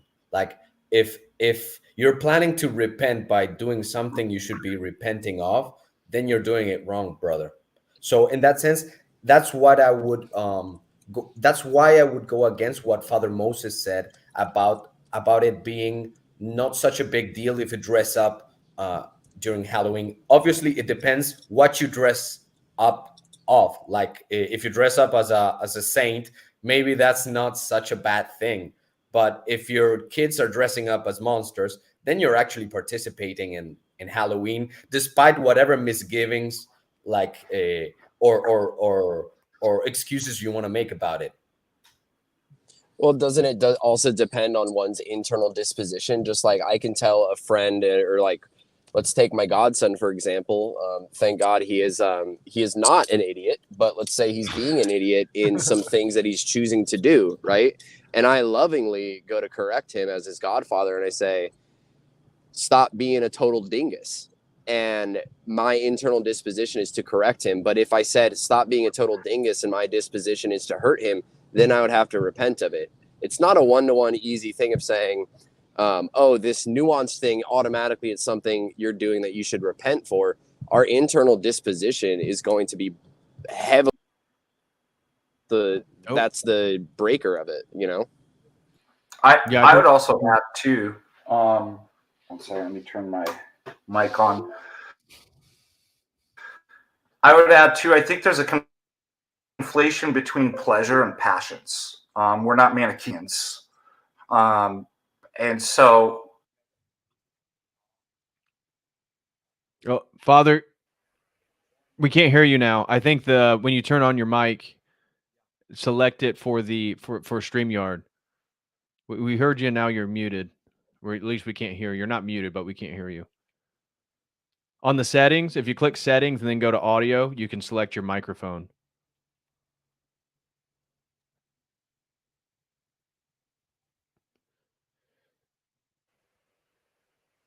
Keenan wants to know, does this Chase guy think he's enlightened or something? What's his deal? Well, the thing is, me and Keenan were talking, and like Keenan is very advanced, but he still has ego, so he doesn't realize how advanced I am because he's still got too much ego. We love you, Keenan. God bless you, brother. Keep on making the beautiful, beautiful beats that you make, my man. Yeah, we were messaging each other on Instagram the other day, just going back and forth, and it was like, yeah, you're so enlightened, and that really makes me realize that I'm enlightened. Well, you guys listen to Christological? Yeah, probably. Yeah, Keenan was cracking me up. He says, dude, I have way less ego than Chase. What the F?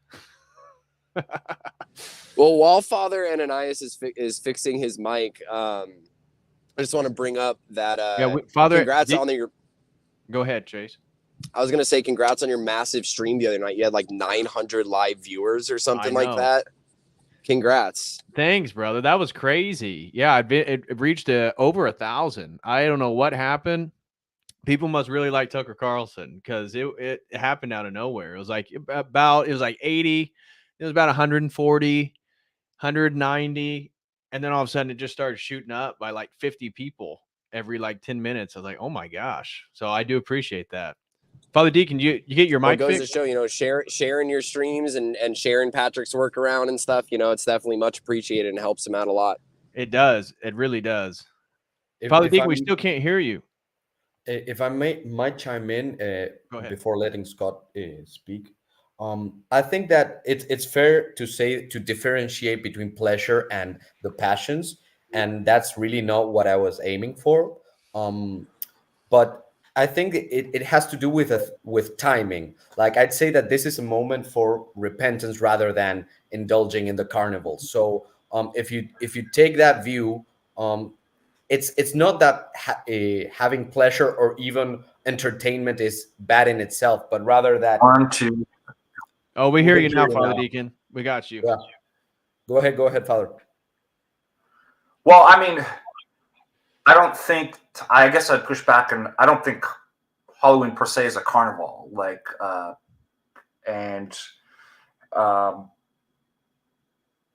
that one's necessarily engaging in passions by having fun. I mean, we even say wine that makes glad the heart of man. And so I would back up everything Father Moses said. I don't think there's any way as an Orthodox we can give a blanket condemnation of participating in Halloween. And again, I would say that it does have Christian origins in the West. It's not intrinsically, even if it's some sort of celebration, an intrinsic evil like an orgy or a Sodom and Gomorrah or something like that. So there's elements in which could be separated out and sussed out as neutral.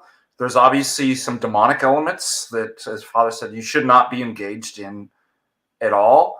But I thought Father had a really good point that for us kids growing up, what made people so excited was you get to dress up and get candy.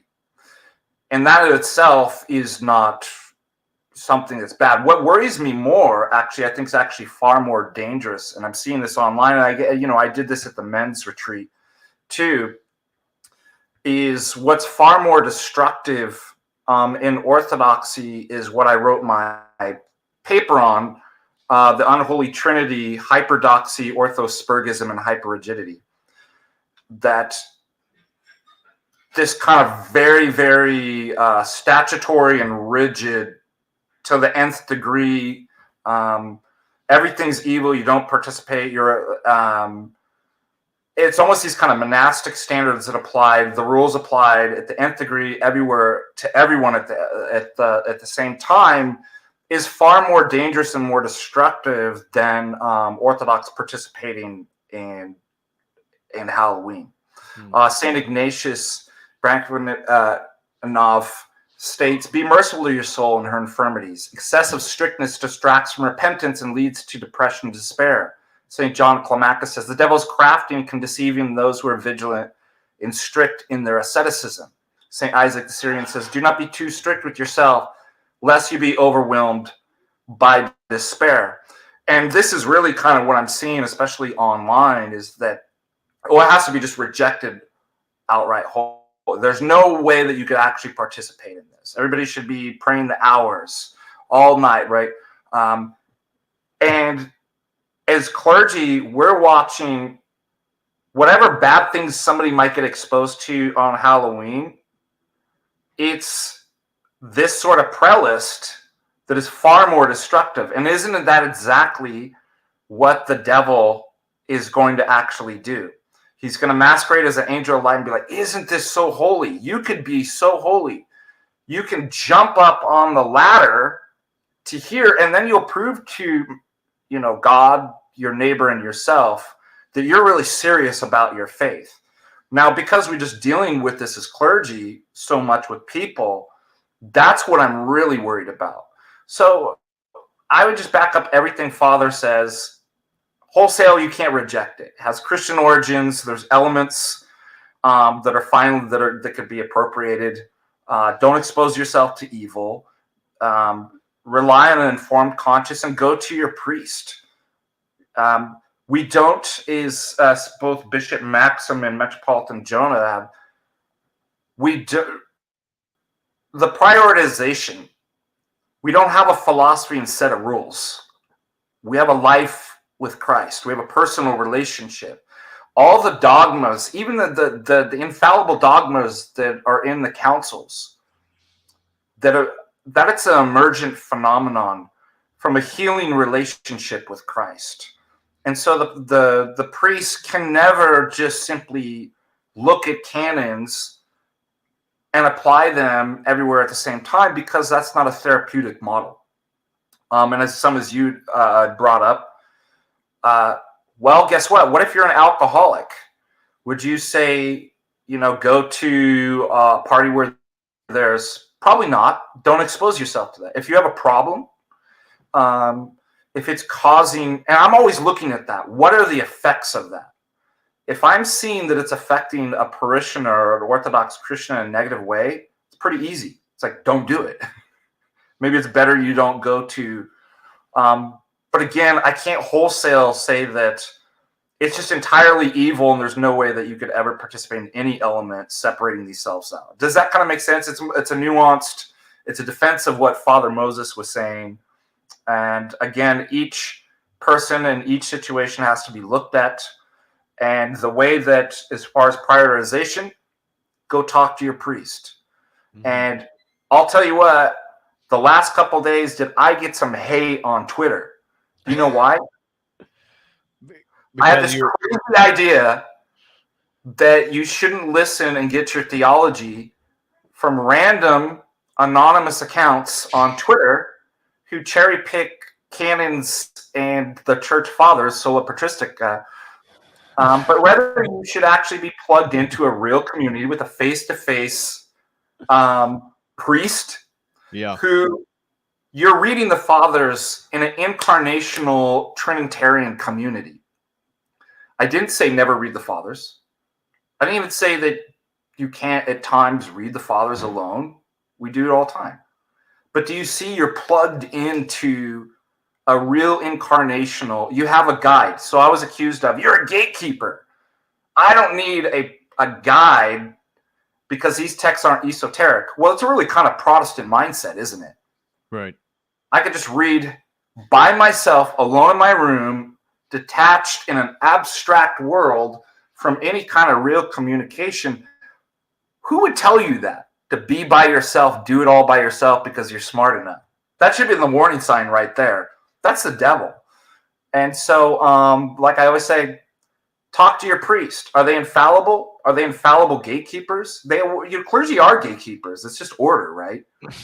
Every good institution has some people who have authority and credentials to set things kind of in order. But it doesn't mean they're an authoritarian gatekeeper. You can have a dialogue. You can push back with your priest, with the clergy, with the bishops, correct?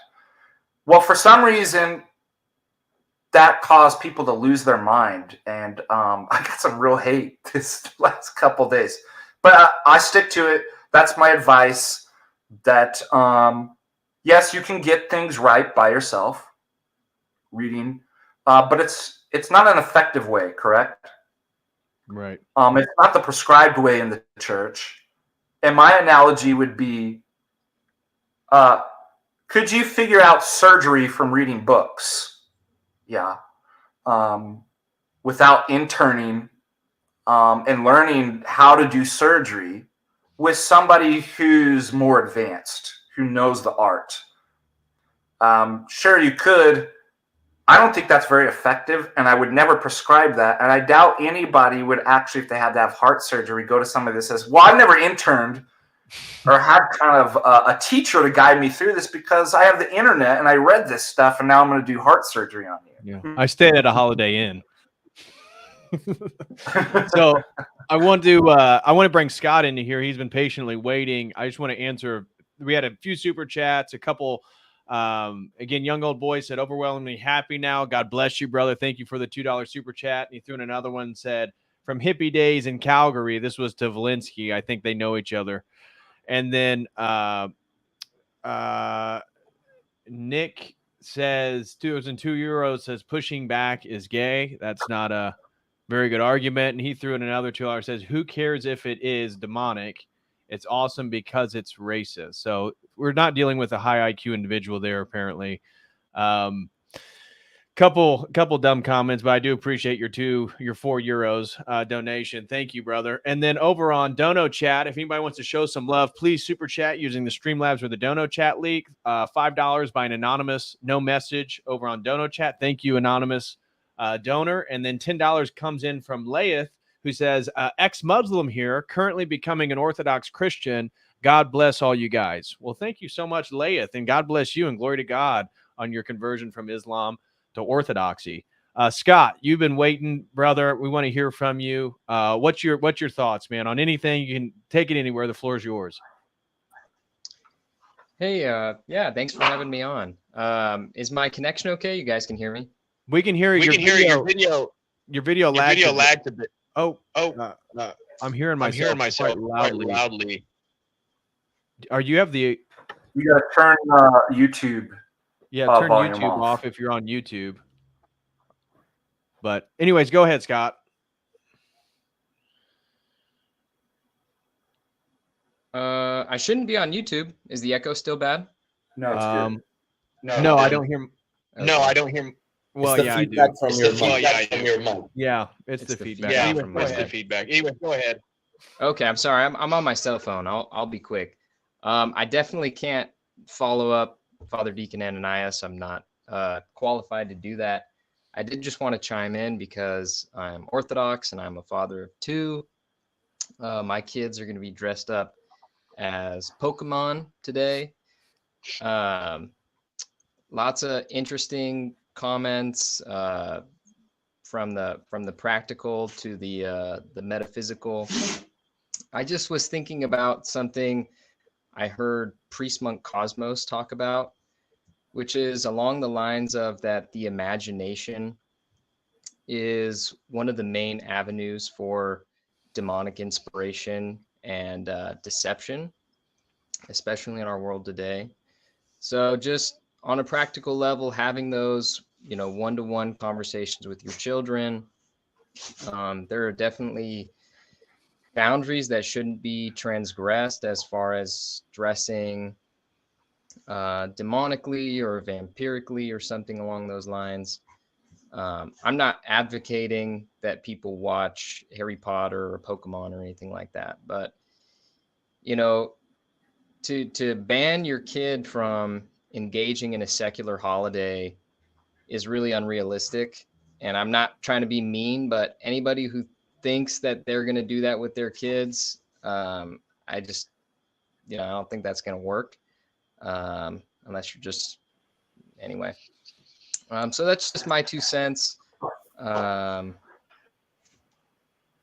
If I may address the points that were made by Scott and by Father Deacon Dr. Ananias, I do think it's a carnival, and I also think that although I understand the plight of parents that want their kids to have friends and to be able to interact with other people normally, I do think that although it's a tough position to be in, I think that ultimately there's let's say there's two excesses, one on the right which is too much rigor, and one on the left which is too much leniency.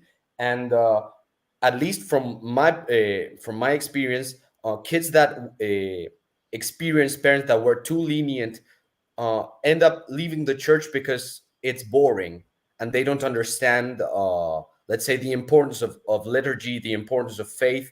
And we're talking about something that is about giving the example. So if you're more concerned about not being liked or your kids not being popular, then your kids are going to value being popular instead of being faithful. So if you there's different readings that the church fathers do about what happened on the cross when Christ said something along the lines that he was being abandoned by the Father. Oh, Father, where are you? And I think that they're correct in saying that it was Christ's human nature speaking, and that it's referring to a psalm. And if you read the psalm is actually confirming that with faith you can get out of the belly of the whale. So I think that moment when you're on the cross, like, God is not going to be speaking to you. He's going to let you suffer as you should. But it doesn't mean that the solution is latching onto the body. I think the solution is latching onto faith and letting your faith carry you through. So going back to the point of the carnival, I think that Halloween, as it's commonly understood now, it's a carnival. And that although there wait, might how did be you nothing... define carnival again? Just remind me. It's a celebration of the flesh. It's a celebration of the flesh. Is that wrong? Yes. Yes. Yeah. Just give me the argument for that. And by flesh, what do we mean? Just so I'm clear on the terms. The body on its own, without the spirit. Well, we don't believe in that. Orthodoxy does not believe in celebrating the body on its own. So, we don't believe there is a body on its own in general. Exactly. So, in that sense, I would say that if you try to elevate human nature by itself, then you're forgetting that human nature by itself does not save itself. It becomes a form of Humanism. Gotcha. Yeah, just real quick before you and Father and I continue. Human natures don't talk; persons talk. Christ, the divine person on the cross, said, "Oh God, why have thou forsaken me?" And that was something that was proper to human nature. But the nature doesn't talk; it's the divine singular person that talks. But just for anyone, I know you know that. Just for anyone watching who may be inquiring. So maybe I'm just kind of confused on how the word flesh is being used.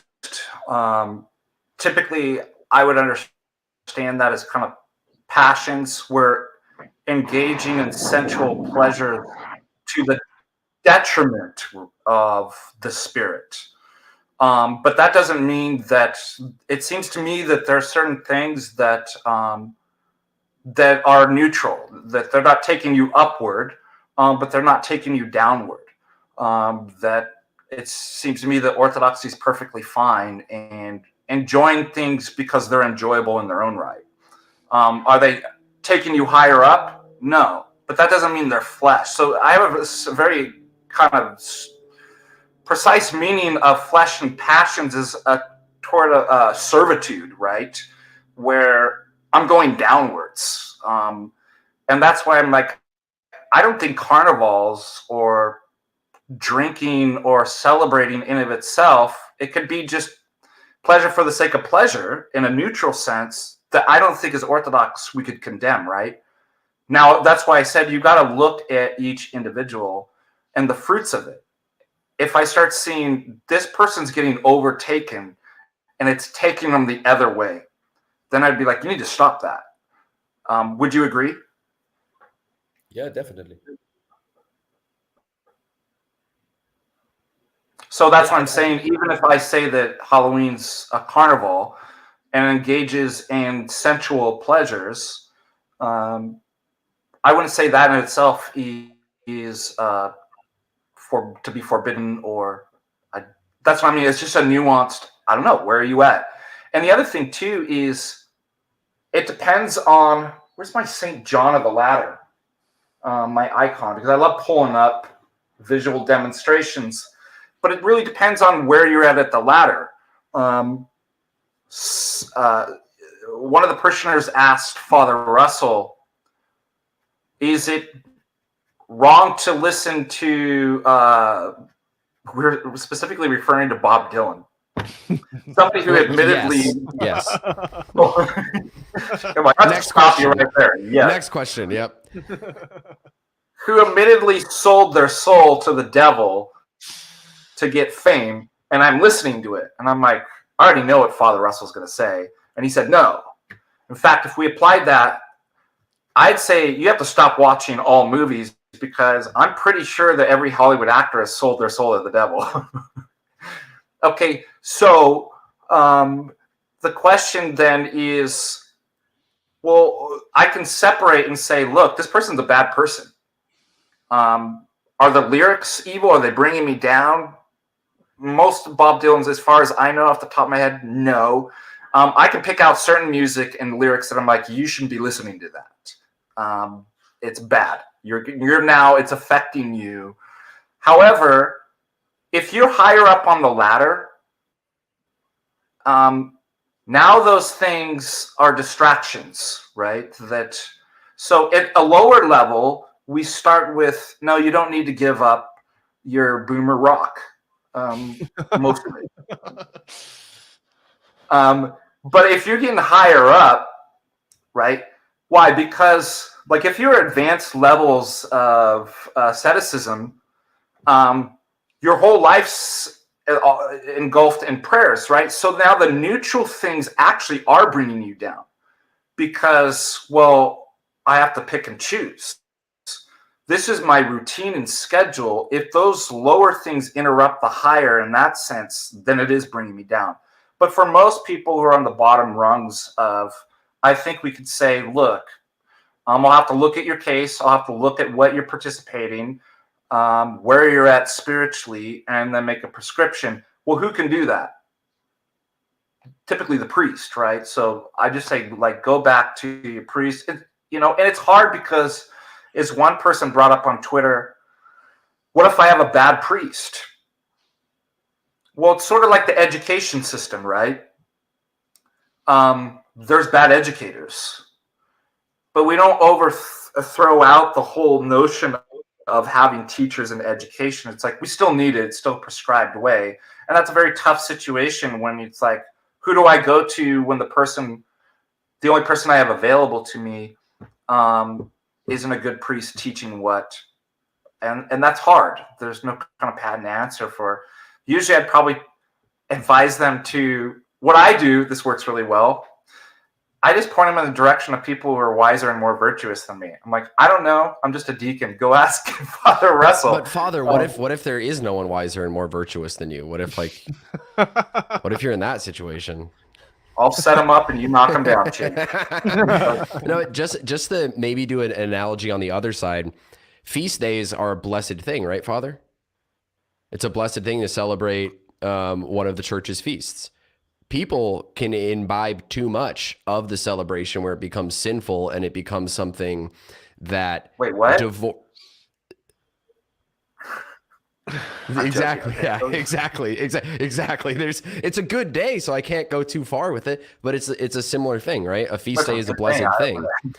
On Pascha, people could go too far and they could become wasted. They can become drunk when, no, it's a good thing to drink and to celebrate with your family and your church and your community. Pascha, it's a good thing, but you can go too far with it. And I think it all does come down to, like you're saying, with certain things, not, prostitution, shooting heroin, things like that, with certain things where it's no, your internal disposition is dictating whether or not this is a sinful thing. Yeah, and I can't see Halloween per se is intrinsically evil, right? I think that certain groups of people have appropriated it and brought in evil things, and get that out of here. Like, don't. But it's not like you said, a debaucherous, intrinsically evil thing that in no way could actually be baptized or appropriated in any sense like that. I can't actually see that. Now, maybe it gets to the point that it is, but I want to get Ivan back in here because we've had a few people going back and forth, pushing back against some of Ivan's framing of the situation. So, Ivan, respond back to Chase and Father Deacon as you will. And guys, this is very, very helpful because here in the chat, we're seeing a lot of people that are split of the opinion between you guys. So I think this is a really fruitful conversation for people. Yeah, well, I would agree and disagree with a lot that was said, in the sense that I would say that creation is good on its basis, but it's inherently ambiguous, in the sense that, like Chase said, there's a point where you can get too close to the icon and it becomes an idol. Because the saint is not in the icon. So if you confuse the icon with the saint, then you're falling into idolatry. And it's the same with the passions, and it's the same with all those sorts of things. And if I had to, in a way, frame Halloween as it's currently practiced, it's basically giving demons something so that they leave you alone. It's the same as when I try to light up a cigarette in order that I might calm, I don't know, my nerves or something like that. So if engaging in Halloween means giving treats to spirits that tell me that if I don't give them treats, they will play a trick on me, I would say that's inherently a spiritual move, that is kind of a ritualized spiritual move. And like Father said, yes, everything is potentially good. And I'd say that everything is permitted, but not everything is beneficial. So it's kind of like freedom in that sense. Creation is meant to be brought up to its highest form. And as we try to grow in our spirituality, then we will be able to find the proper places for things. But in that sense, we don't to say that something is good in and of itself becomes, to my mind, a form of idolatry, because then the thing in itself stops reflecting the energies of God. Well, that's what makes it good in and of itself, isn't it? Is that it has ontology, and everything that exists is good in and of itself. It's our will that makes it bad. It's our movement of the will away from the good that makes something bad. But even the thing, if it's an object we're using, like poppy plants, right, where we get opium from, where we get heroin from, their ontology is good. It's our will, how we move to utilize it, that makes it then evil. And it's the action, not the thing. Yes, but I would also push back on that, because I think it's a little bit more nuanced, in the sense that when we fell, not only did we fall, but all the world fell with us. So in that sense, I don't think that we have access to that ontology. But it's not about access to the ontology, because the ontology is what exists, right? It's what has being. But it's no longer what it used to be in its proper nature. But it's still good. It's not that the nature itself changed. It's that the nature became corrupted. Yeah, that exactly. But in and of itself, it's still good. Right? Like it's still in and of itself good. Everything in creation, even a snake's venom, in and of itself, the ontology of the snake is good. If I can chime in real quick. Yeah, feel free, Belinsky. It's great, great nuance from everybody. I just wanted to question, or maybe just further clarify my point, that I guess my point is that precisely, if a carnival is that it is a celebration of the flesh, I don't see how it is. I see it more of a celebration of a spiritual thing. And this is where I think that it could be good to use discernment so that we can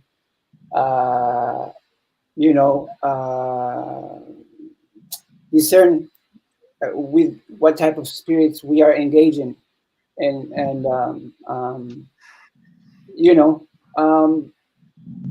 if nothing else, it's an opportunity to pray more, right? It's an opportunity to be reminded of the horror that, but I understand that we can't swim against the stream. I understand that we have no option. You go to the store and there's Halloween decorations all over, but I think it would be. I also don't see how we can just say that in the same, that is completely like how redeemable it is. I don't know. I don't understand how redeemable it is, and I don't understand. Like, can we baptize it? Yes, but do we have to baptize it? Is it our duty? I don't know.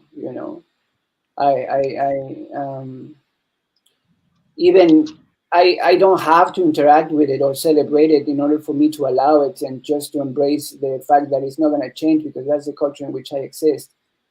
But because if I go and dress like a minion or the most benevolent thing, but I'm going to a party with somebody dressed like Satan, or somebody dressed up like Dracula, all of this is symbolic, communication happening inside your mind, and how is that not helping, the transformation of my mind, in this process? That's just what I question. That's what I wanted to say. I think it's a good point, and I agree with you that can a tradition be baptized? Sure. Like, do we have to? No. I think, yep, that's a great point. And I agree with you and Ivan that, not to like pick on anybody or anything, but the idea of saying, well, the whole world's doing this, you really think you can swim against it? That's a terrible argument. What are you talking like? No, yes, I do think we can, and we should with certain things. I don't agree with that argument. But with the symbolic. What was that? With swimming against the current, you mean? Yeah, I think that's saying, oh, we can't just swim against the current. Well, early Christians were in catacombs and being murdered left and right, and they swam against the current. Absolutely. But I wanted to. But you're not gonna change the culture. You're not gonna make a Halloween party where they want to pop Molly and dress like satanic, hoes or whatever. You're not gonna turn them into a Christian celebration. That's not going to happen. You know. I mean, locally, if I put my mind to it, and absolutely that could happen. But the main point that I wanted to bring up, I agree. Like you and us, like it is we should aim locally first with cultural changes, obviously, and we want it to affect all of society. But the main thing I wanted to bring up was on the symbolic aspect, where, and you and Ivan both kind of brought something up, and I can agree with it to an extent, where it's, spirits are coming, and I'm kind of engaging with this ritual was something that Ivan had said, and you had said something similar that kind of mirrored it. I agree if you're intentionally doing that, but then when you look at symbology all around you, well, look at the Apple logo, right? That's supposed to be like the fruit of that Adam and Eve ate. You look at the days of the week, right? Thursday is Thor's Day. Well, can I not call it Thursday anymore because that's now engaging with pagan things? Well, no, it's people can try to, force some kind of symbology upon you. Whether if you willfully choose to interact with it in that level, then sure, yeah, you're participating. But I have an iPhone, and I don't feel satanic because I have an iPhone that, has that symbology behind it.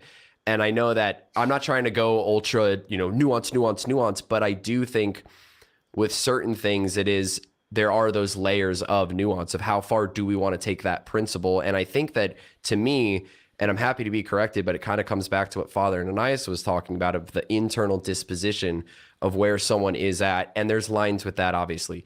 We can't. For sure. Yeah. But the thing is, like, there's already so much that you cannot avoid spiritually in the world in which we live. If I can, I'm going to choose to avoid the ones that I can avoid, because we are in a spiritual battle, right? And battle implies self-defense, and within that you have distance. And if you can, you distance yourself from your enemy as much as you can, right? Of course, depending on the individual, that's why I said I don't have a solid stance. I just know the things that I consider upon which I decide how to interact with it, which is not to interact with it. Mm-hmm. And that sounds like the right thing for you to do. For sure. For your spiritual. Yes, sir. So this is a tweet from Father Michael Lilly that I thought was actually really interesting. I think all of us have been saying too, we got to avoid these dialectics. Like I'm noticing people in the chat, it's either God or it's Halloween's devil. Well, obviously, we're going to reject dialectics. But here's an interesting thing, because Valensky had asked this too. How do we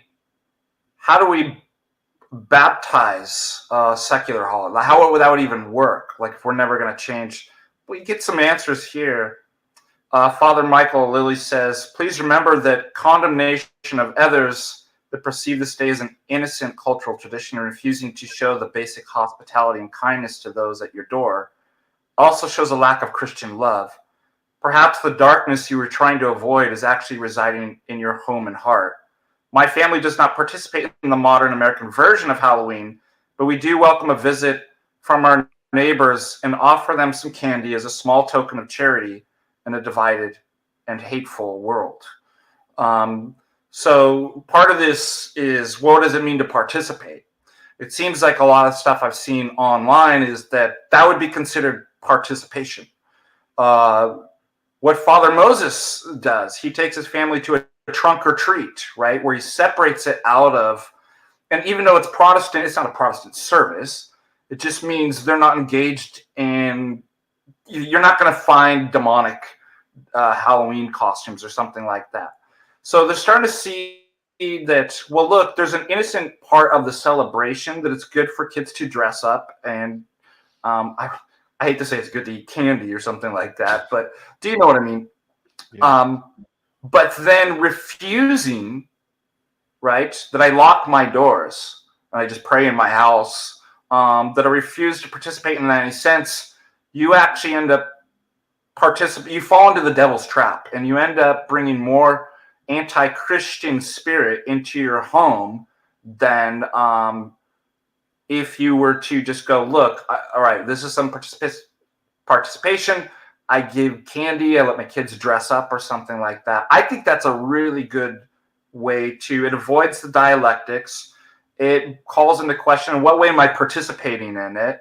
It's not an all or nothing. I can participate in the right way. And I think all of the priests, and I've yet to see a priest, and I'm sure they're out there, but all the priests that I trust were like, yeah, they give the Father Moses answer. It's fine to, if you do it this way, avoid the evil. But if you lock yourself away and reject it completely and don't participate in any way, you bring more evil into your home trying to avoid it than if you were to pass out candy and dress up. Before anybody hops in, I want to bring in Joe AG. He's been waiting along with Orthodox Luke. Joe, you have any specific comments? I appreciate you being quiet and waiting on the topic, or anything that's been specifically said. Feel free. Yeah, I appreciate all you guys' content, and I appreciate the platform. So I grew up in New England. I'm outside of Boston, and my mother, when I was young, took me to Salem, Massachusetts, to visit the witch museums and all that type of history. Right now, from a historical point of view, I mean, Salem, Massachusetts is the capital of Halloween in the U.S. Right. And so I was always intrigued by this holiday. I was always drawn into it, and I always kind of took it very serious before I became Christian.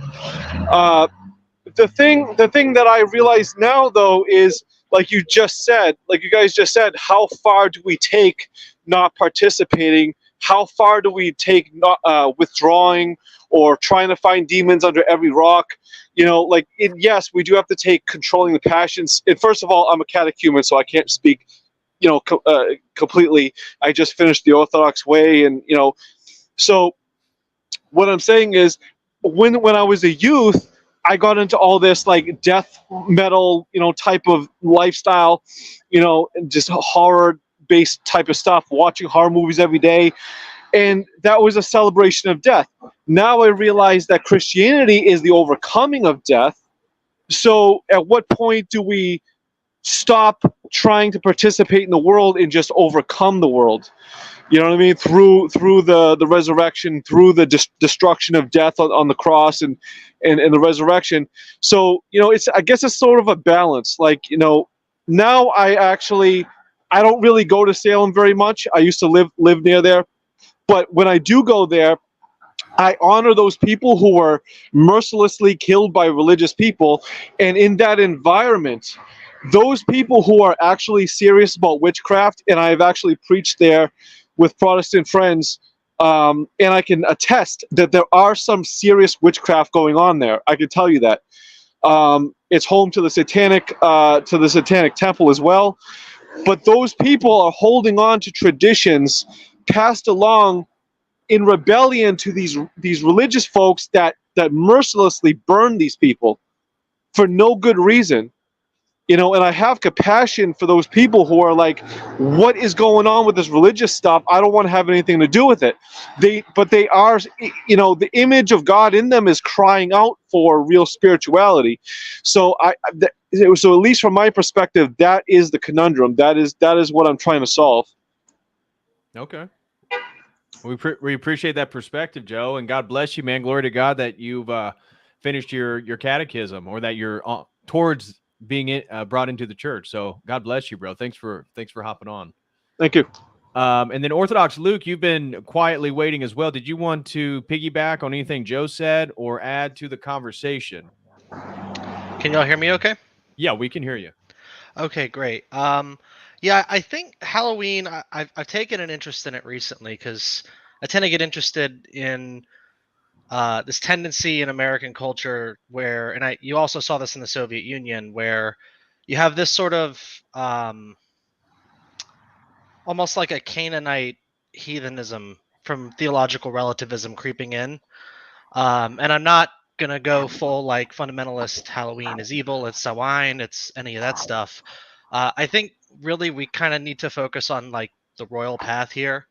And I don't know if you guys, I joined like right in the middle, so I didn't see if you guys covered this. Did you see the Patriarchate of Georgia released a statement? Yep, I mentioned that earlier, and that's part of our conversation, is that there is no official Orthodox stance. I played Father Deacon Dr. Ananias's platform, Patristic Faith. Father Moses laid out an understanding of being an Orthodox in America and how to participate with Halloween. I mentioned Patriarch Ilya. He said he told his flock to not participate at all. And so that's where Ivan and Valinsky are more on that side. Chase, Father Deacon, more of a moderate position. That's kind of been the debate so far, is where exactly is the line of a benign participation versus whether it be subtle or not, a contribution to something that is subversive to our values. Basically, it's been my position versus everyone that's not as pious as me. I'm just kidding. I'm joking, obviously. Yeah. Anyway, where I was going with that is basically I think there's definitely, and I'm not like a historian, so I can't talk about this authoritatively, but from at least the Orthodox sources I've seen that are critical of Halloween, there's a focus on the symbolism. The skeletons, the people begging at the door. There does seem to be an element of almost like a spiritual war over the day itself between Christian traditions like All Souls Day and All Hallows Eve, and more pagan traditions that seem to be mocking the resurrection, mocking relics. And so I would argue that we should maybe try to honor the day in in a uniquely Orthodox way, like try to organize something with our priests and our fellow parishioners. I think Saint John of Kronstadt was born on the 31st. He was glorified on the 31st. So we can do an akathist to Saint John of Kronstadt, or we can pray for the recently departed. We could have house parties that are Orthodox and do it in kind of our own way. I definitely, though, like, this is where I'm going to get a little bit like Jonathan Peugeot, but like I'm cautious of the symbolism of like kids walking around dressed as skeletons or demons or whatever, and sort of bearing the icon of a pagan tradition. So I would just kind of argue that we shouldn't go the puritanical route of like complete holiday minimalism where you just completely purge anything that has anything tainted, because then there'd be nothing left. And we definitely can baptize it, but I don't think that like the way that we baptize it, like if you go back to like the Eleusinian mysteries versus the Christian mysteries, we didn't go into pagan temples and try to change the Eleusinian mysteries and make them more Christian. We just kind of did our own thing, and then over time we were baptizing people and converting people, and then ours sort of became the popular, the holidays, and the pagan holidays were phased out.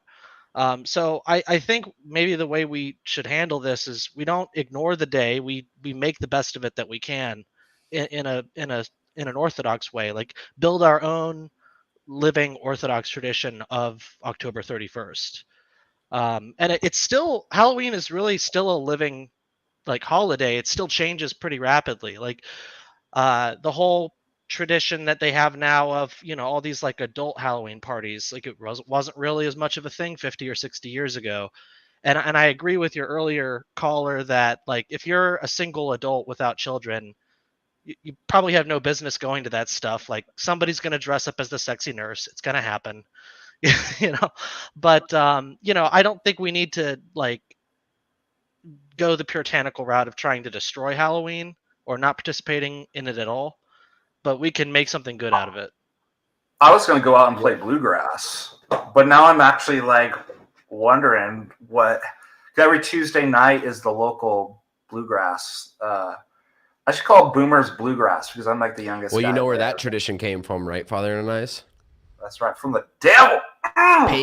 Pagan Celts. So anytime you play a minor third over a major chord, you know who you're serving. Yeah. Well, if I might chime in, I agree with that take. It's a both and, in the sense that, yes, of course, it would be profitable for Orthodox people to go to church and pray. But I also think that the question centers around dealing with a culture that is fundamentally not Christian. And I think that, I don't know if you guys listened to it, but someone came to the stream and said something about like giving out a small cards with icons painted on them. So you could probably give treats with the icon card, and still I've in a done way that. that's a form of participation. That would be a form of baptism that doesn't, in a way, that participates in it while at the same time not participating with the let's say more pernicious aspects. Because if you look at the cross, like Christ gave himself to death in a way, but he gave himself in the proper way, which is he kept faith in God. He kept faith in his Father. So that's why I brought up the image of him like saying something along the lines of being abandoned. Like there's a proper way of dying which doesn't condemn the world and condemn like any form of expression, but in a way I think it sanctifies it. So it means like I wouldn't, if I had any kids, I wouldn't send them trick or treating, but I would accept kids coming trick or treating and give them like candies with the images of Christ. I think that's a middle road position.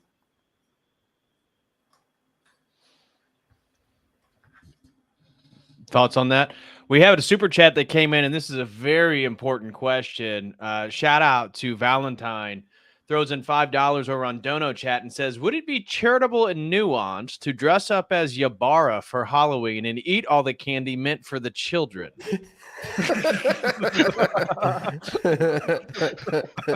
Oh, that's great. That's great. Yeah, no, I think Ivan, I mean, to me, it sounds like the principle of the stuff that you're saying is kind of the principle of the things I was trying to get across of how we engage with things. And then on just a side note, I'm just curious because like I get the handing out of icons thing. I just always wonder internally when I think about myself doing that. I'm not talking about anyone else. I always worry because I'm like, well, what if they just chuck it? Like, oh, there's a little card with a picture on it. What if they just chuck it? Like, I don't know. I kind of worry about that, even though that's definitely you know what into you the can do? weeds. You can carve a Orthodox cross on your pumpkin. Nobody. Hey. Right. Yep. You could do that. And look, again, none of these are like prescriptions across the board or anything like that. Right. You can make your doorbell like when they click on it, you could have the Slavic deacon, Slava Ție, right? And then you could have the Russian bells and like going. That's a cool way. See what I mean? Like, and I bet the kids would be like, "Oh man, this is awesome!" Right? Like it sounds super creepy, but it's like holy. Yeah. Well, I like the way you titled the video, Patrick. You titled it as ambiguous as you could, like a good entertainer, so that it's like, well, is Halloween evil? And then you put like a semi-satanic picture on there, and it's like anyone's gonna go, well, yeah, if that's what you mean, that's evil. But then like we've talked about, it's okay. Are you saying just celebrate something purely as a secular person and divorce your Orthodox faith and your worldview? Well, yeah, dummy, you can't do that. Right. But then when you start getting into it, what does it mean to participate in Halloween? How could what could I do on this day? And what aspects of this are not like inherently satanic that I can go and do? And I think it does get nuanced with certain things pretty quick. Keenan sends in a very important message that if there is dogma, yeah, Orthodox men are not allowed to drink pumpkin spice lattes, and that has been anathematized for many centuries. That is dogma, and it's in the canons. Yeah, it's funny. I had a pumpkin spice latte today. I don't feel too different. I hate pumpkin stuff. I can't being stand so silly. Father and I, being silly just to try it. Well, and one of the things too, I think that this Halloween question is more unique, especially as Orthodox Christians in America, than say like the country of Georgia, where they don't really have a tradition of such secular influence like we do in Western cultures. But then specifically America, as I highlighted, America has a unique Halloween experience that has a lot of different forces that have come together. And it's really, whether you agree with it or not, certainly a central node in the sort of American landscape of the American experience and American culture. So how we navigate this as Orthodox Christians, I think, like we highlighted, the patriarch of Georgia, he tells his flock, oh, you don't participate at all. And then we have like Father Moses, who is much more nuanced and much more response to the American context of this. So I just wanted to throw that in there. I think that's why, Orthodox Church, we don't have an official position on Halloween, because it's a little bit different depending on what country you're in the culture that you're experiencing your faith in. And so I think there's just a real unique experience of being Orthodox in America. And Ivan, he's in Argentina, so I don't know how popular Halloween is. Maybe you could speak. I could to imagine that. it's insane. Oh, Ivan, I didn't know you were in Argentina. Yeah, we just had a few days ago a Spider-Man thing, like thousands of Spider-Man people dressed as Spider-Man came to the obelisk, which is like the main monument in our country. So it was kind of weird, but I'd say that Halloween is more of an American thing, although that the companies that sell candy tried to install it here. But we mostly have like scantily dressed women, like slutty parties. That's the only thing that we have here. I see. Well, we got that too in Hey, Mass. Go ahead, yeah, Father. gee whiz, dude. Well, the funny thing is that in places where it gets cold out, it's really funny because they go like you'll be walking around getting a beer with a friend, just being normal, right? And then you'll see these women walk by in these stupid outfits, and they're just shivering because it's so cold in like the Midwest. It's actually like that part's funny because it's like, all right, did you learn your lesson yet? Like, what are you doing? And that's the funny part, is how this women will go through immense suffering to wear next to nothing to go out to these clubs, and they'll do it year after year after year, and then they hit the wall at 35 and wonder why they're not married. To go meet someone they know they don't like, and then regret the next morning. And the day before at work, they're like, I don't know, I'm just gonna go out and have fun tonight. Like, I don't really care. And then the next day they're just like, yeah, I feel like shit. Oh, I can't wait to do it again next year. I love Halloween. Yeah, exactly. I wanted to pick a thread that was mentioned before. It doesn't have that much to do with Halloween, but Valensky said something about like not going too far into the world, let's say, because of our own weaknesses, to not be tempted. But I'd say like it varies person to person. But what I would say is that like Christ, like Pajot says, came down to the depths of the world. Like he took people out of hell. So what we should do is to not be proud and think that we can take on too much of the world, because we should try to know our limits, in the sense of like we just mentioned the girls that wear scantily dressed clothing, but are we gonna stop going to parties just because we know a few of the people will be like dressed inappropriately? Like, I think that is a form of let's say fundamentalism that shouldn't be. We should be aiming to train ourselves to deal with more and more and avoid excesses, but I think like we're going to be tested no matter what. So just not trying to go to the extreme of that, and like forgive the other for doing whatever, because if not, we become like we're trying to replace Christ, and we become either too rigorous or too forgiving, in the sense that we start to believe that it's our duty to dole out the bread as if we were like the anointed ones. And I think that's one of the excesses that I'm kind of worried about, because of course we can talk about the excess of being too rigorous, but there's also the excess of like not using our authority properly, like for example with our kids, or not being mindful that for example we ourselves are flawed, so we have no authority to go telling other people what they should be doing, because it's not that there isn't a proper way of approaching, like Chase said earlier, that sometimes the same words said in a different tone are very different. Like if we're not prepared to be loving to the other person when we want to correct them, then we're actually doing them harm. Like if we're angry at them for like, no, you're a hoe because you're tempting me, then that speaks more of my own frailty than their own sin. Well, it's also getting into almost when you said like, oh, you're not going to go out to a party just because you know there's going to be some like something that's going to trigger your lust or trigger whatever. Let's say, I don't know, you drink too much, even that, right? Let's say you get around a lot of alcohol, you drink too much. There comes a point too where, and this is obviously, you know, Michael Lofton's favorite word, nuanced. This gets nuanced where, well, you could hit the point where you start saying, well, no, I'm not going to go out to my friend's event because there will be non-Orthodox people there who don't share my beliefs.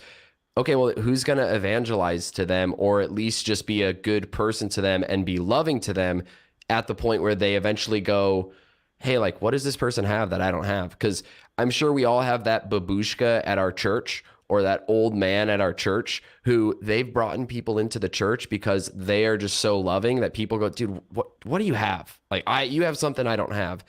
We can't get to the point where it's, no, I'm not going to go out to any secular thing anywhere, because then who's going to evangelize? Who's going to go evangelize to the drunkards, to the people that are promiscuous, to all these lost people? Who's going to go and do it? Patrick, do you remember Father Russell? Yes. So one thing is amazing. Butte is a rough and tough town, right? It is. Blue collar town through and through. Blue collar. And there's an Irish pub there. And they're not the most savory people. It's not a virtuous place. They're the salt of the earth, right? But Father Russell goes in there. And he doesn't proselytize. He sits and, he doesn't get drunk and inebriated, but he relates to the people. Because overall, the stepping down into the mire, right, and actually just being there and a presence with them and talking just even neutral stuff, in some way witnesses Christ. They know who the Father is. There's trust that's established. And that might be kind of a good principle, too, with regards to, Halloween. Obviously, there's going to be, Father's not going to go into a strip club and do that, right? There's boundaries. I think that's what's so difficult. There's just never any easy answer with a lot of this stuff. Right. It depends. There's a lot of kind of nuances. And as you see online, it's really easy to fall into the dialectics. Why? Because it's a shortcut to thinking. It's really easy just to say all the way this or all the way that, right? Right. But so many of things in life and orthodoxy aren't. And ultimately, it's being under a good guide and acquiring the virtues, because we believe in a virtue ethics, that the discernment comes by becoming, as Ivan had said. I'm just going to throw this out for Ivan. Hey, Jay Flacco. Okay. Yeah. That was good. And you got to do the right. Anyway, I used to live in Buenos Aires for a year, so I know. Oh, hablas muy bien. Yeah, in Barrio Norte. And that's the hottest place. Yeah. Of course, Father and I, he has to go to the hottest place. Yeah. Only the best. Well, I have a question I want to levy at the panel here in regards to Zelensky. You have something you want to say? I was gonna kind of add a question for the whole panel to debate about, but if you have something specific, you can go ahead, brother. Okay. Who, me? Yeah.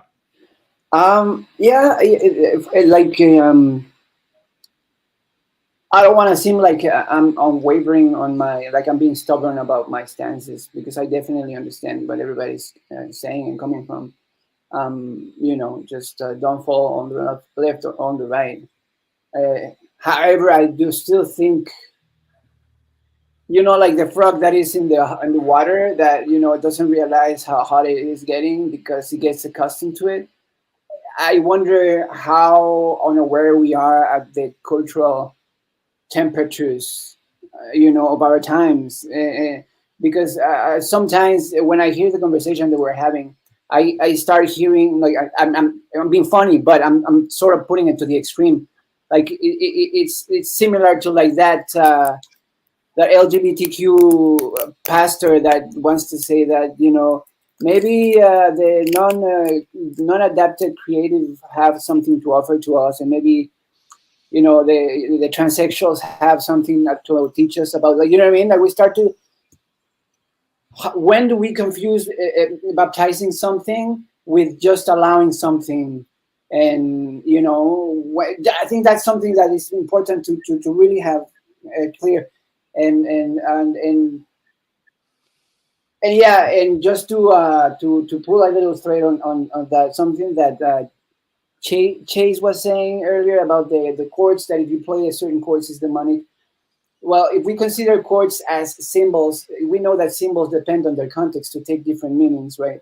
And so, if you are dressed like a saint, but it's a party where the context is, spider webs, catacombs and satanic costumes or whatever, the context, you are out of context there, and that's all I'm saying, I don't yeah. think anyone would disagree with that. Yeah. Yeah. If I might chime in, I wanted to say two things. The first is that I want to minister to the promiscuous and to be able to go to that place, and like that would take a sort of like asceticism to do. But like, why should Christ not go into the strip club? And the other thing was it's very interesting that you're pulling on that symbolic thread, Valensky. But I would say that we should first focus on our own transformation and our own spiritual growth before even starting to think about the transformation of culture.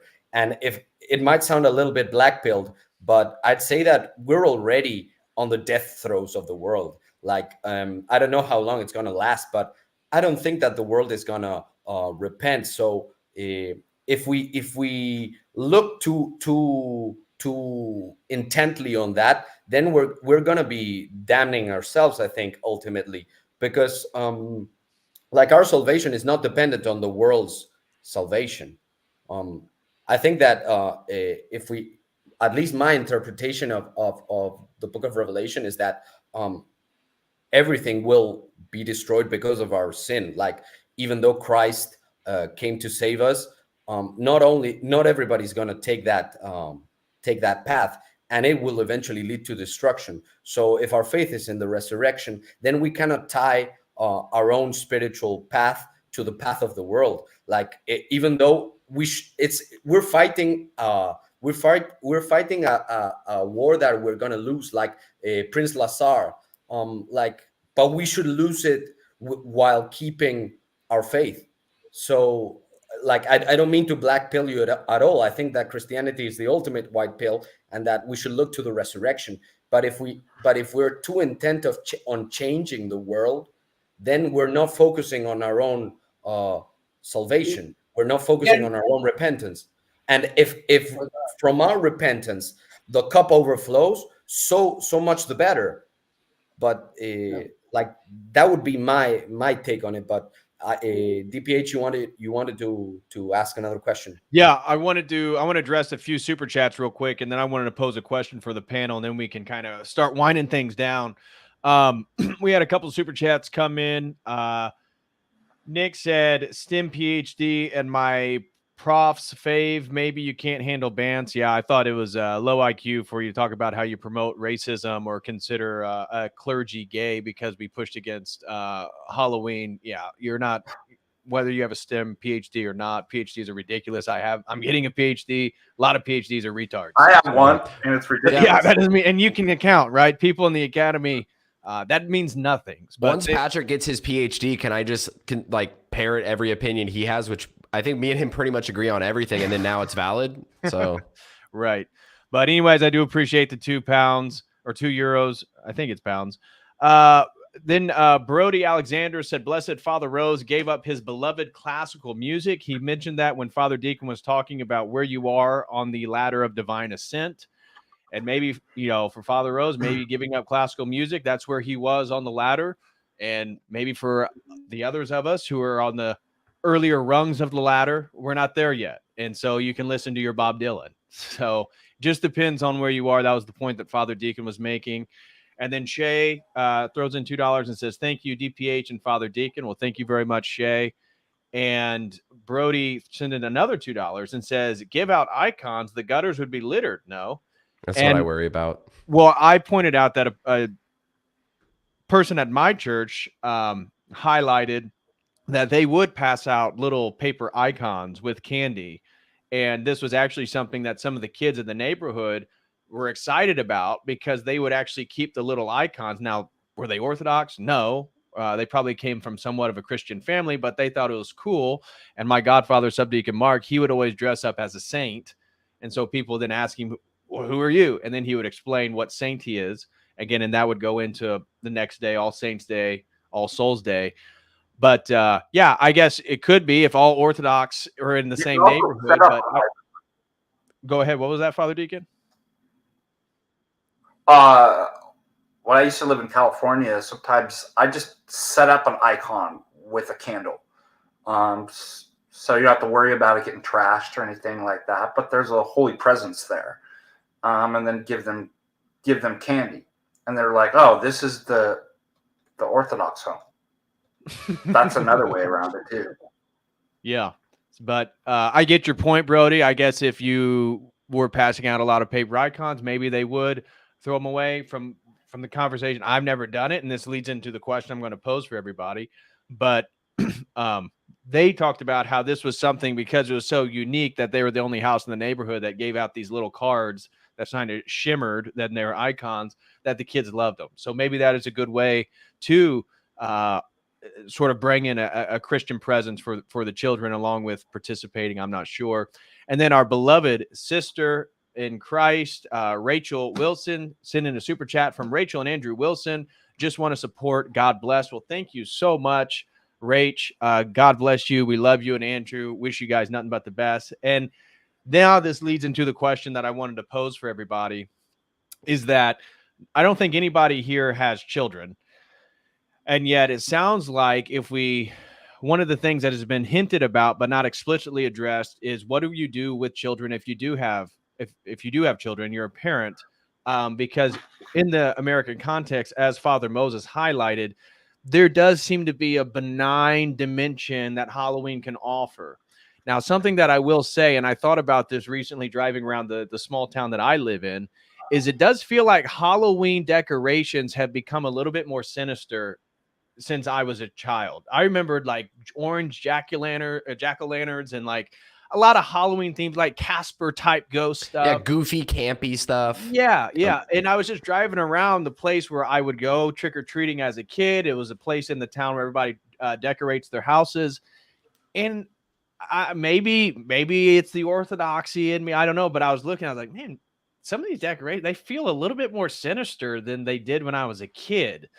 Much more almost explicit demonic death type thing, horror. There's more of a horror feel to it, I think is what I'm trying to say, than I remembered as a child. And so I don't have children, but I know Rachel mentioned that Andrew is taking their fourth child and a friend out trick-or-treating right now to a few houses. And that's why I'm no longer friends with them. Well, of course. I'm just naturally. But how do we come down here in regards to children? Because if I'm hearing everybody right, Ivan and Zelensky are more of the opinion that this is something that we need to be really careful about, because whether it's just a subtle participation or not, there could be subversive elements given energy flow, ritualistic activity, even the way other people appropriate it. And I'm hearing Chase and Father Deacon come down more on the side with Father Moses that, well, there's benign dimensions to this, and we have to be discerning in how we participate, but there's still wholesome family fun that can be had. Where do we come down then, gentlemen, if we do have children? And so, not that anybody's going to be, as we said, shout out to Philaret earlier. He was an Orthodox Christian who hopped on, who has 2 children, and he said they're taking them to trick or treating. Are you going to allow your children to participate? Yes or no? Where do we come down on that? Because it seems like that's really, we agree on a lot in regards to the overall sort of context of Halloween, how it does have Christian origins, but maybe there's certainly pagan elements. And then in the contemporary period, it certainly seems to have been subversively taken over to a degree. But when I think about it, and I think about my children, I really enjoyed Halloween when I was a little kid. I typically always dressed up as like an army guy or a ninja or a knight or something like this. And I have a lot of fond memories of that. And I always remembered, I loved watching some of the Halloween movies. And I was thinking about this more recently as a parent, because my fiance grew up in a very conservative Protestant family, and they did not practice Halloween at all. She did not go trick-or-treating as a kid, and they never watched anything that was a horror film. And so we were trying to find a Halloween movie just to watch, because, hey, Halloween's coming around. Let's watch a movie tonight. And she will not watch anything with horror. And I was like, oh, geez, you don't want to watch Halloween with, Michael Myers. And this was like too much for her. And I'm thinking, geez, maybe I am desensitized to a degree. And it made me sort of contemplate my Americanness, my Halloween experience, because, okay, I kind of liked, and I always sort of got an adrenaline rush from being scared to a degree. And I've always enjoyed that as a child and even into my adulthood. And I loved Halloween, and that has even colored then now being an academic, and my specialty is like in occultism and Western esoteric traditions and a lot of the stuff that we would push away from. But I was always drawn to that as a child. And so now I lay out the question for the panel. What do you do as a parent? What are your, maybe they'll change, but what would you do? What do you plan on doing? And I'll open that to anybody who wants to answer that first, because there's a lot there. Horror, movies, Halloween, benign family fun. How do you guys see all that? Yeah, obviously I don't have kids. I'm not married, and glory to God that soon you will be married. Glory to God. So everyone pray for Patrick and Jenny, and for their future together, and their family. Thank you. But I think we should approach this with charity and nuance. Shut up. Yeah, right. No, I think just like movies and anything like that, I mean, you have to contextualize it and figure out at what ages and at what levels they can participate in, right? Like when I have an infant kid, maybe I'll dress them up really funny, like a sailor or something with like a wooden gun, and just hang out at home and just be like, dude, look how awesome they look. This is fun, right? And it's like, what's wrong with that? Like taking a cute picture of your kid as like a sailor or something. I don't know. Yeah, but his friends, now your little sailor, he's 5 years old, 6 years old, and his friends are going trick-or-treating, and they invited him. What do you say? Yeah, I mean, it depends. I mean, if my 5-year-old, if they can, depends on who the family is that they're going to go trick-or-treating with, what neighborhoods do. And then are they at the age where they can contextualize certain things? And I don't know. It's like, I don't know. I think there's going to be certain ages where I'm going to have to play it by ear and see, but I'm definitely not going to support them going and, dressing up like some scary demonic thing and all that. But I know it seems pretty basic, but I'm going to play it by ear. I got a solution. Just dawned on me. You got to move to a place where there's no child labor laws, and you never expose them. Once you get a taste for pleasure, the unsatiated, right? Oh, it's crazy how many solutions there are with eliminating child labor laws. A lot of our problems. Seriously. I mean, we talk about this in private all the time. So bad. And we have them anyway. Like, basically, we have child labor. It's called Hollywood. So, I mean, it's ridiculous. Yeah, what's the difference between Hollywood and a mine shaft? Not that much. Not that much. Just one's going to boost their pride. The other's going to teach them how to work. But, I mean, that's one way to eliminate it. If your children are constantly working, they couldn't be out trick or treating. Hmm? That's true. That's true. What about horror films? Because I assume Ivan and Valencia are going to come on the side where if they did have children, they would not participate at all. Maybe Ivan and Valinsky, one of you guys could answer. But say you do have children, say maybe they're 5 to 10 to 12, under 16, under 18, but still of a age in which they find it fun, exhilarating. Their friends are doing it. They want to dress up and participate. What do you do? Now, I know both you guys, one's Canadian, one's Argentinian, so you guys are a little bit of a different cultural context, but what would you guys do? Mexican, by the way. So horror films is a big no, but I think it's because I don't like them myself. Like I get scared. So and trick or treating and that kind of thing. In principle, it's no, but it's gonna be dependent on my wife's faith. So if I marry a woman that is not particularly faithful, then unfortunately I will have to cave in a little bit, because those kinds of things are really not that much in my purview. Like I will have to negotiate. If I think something is really wrong, I will put my foot down and I will fight it out. But you cannot ask somebody to be in a different place from where they're at. So in that sense, like I will try to protect them as much as I can. But from what I've seen from the couples I've met at church and like the families that they have, most of them are pretty lukewarm, I'd say, about those kinds of things. So if my wife is perhaps not particularly faithful, but she listens to me, then I will probably like try to figure out a way to make all those things work. But it's very difficult to speak in an abstract way. That's something that I will have to see. And if I might add, like I haven't seen very many women whose faiths I admired and who were age appropriate for me. So that's another point that I have to like take into account. So it's very difficult to gauge from where I stand right now. Just to bring up something, maybe an easier thing to think about is where we draw the line of hard no's. You know what I mean? Like almost speak apophatically about it. Yeah, because that's easier to think about of where you draw the hard no's. You know. Yeah, I again, yeah, myself as well. I have no kids, and I don't know. Really, it's easy for me to sit here and create like an ideal scenario when in reality I don't really know how that would unfold. But definitely, I can say that I don't think it's like it's the same with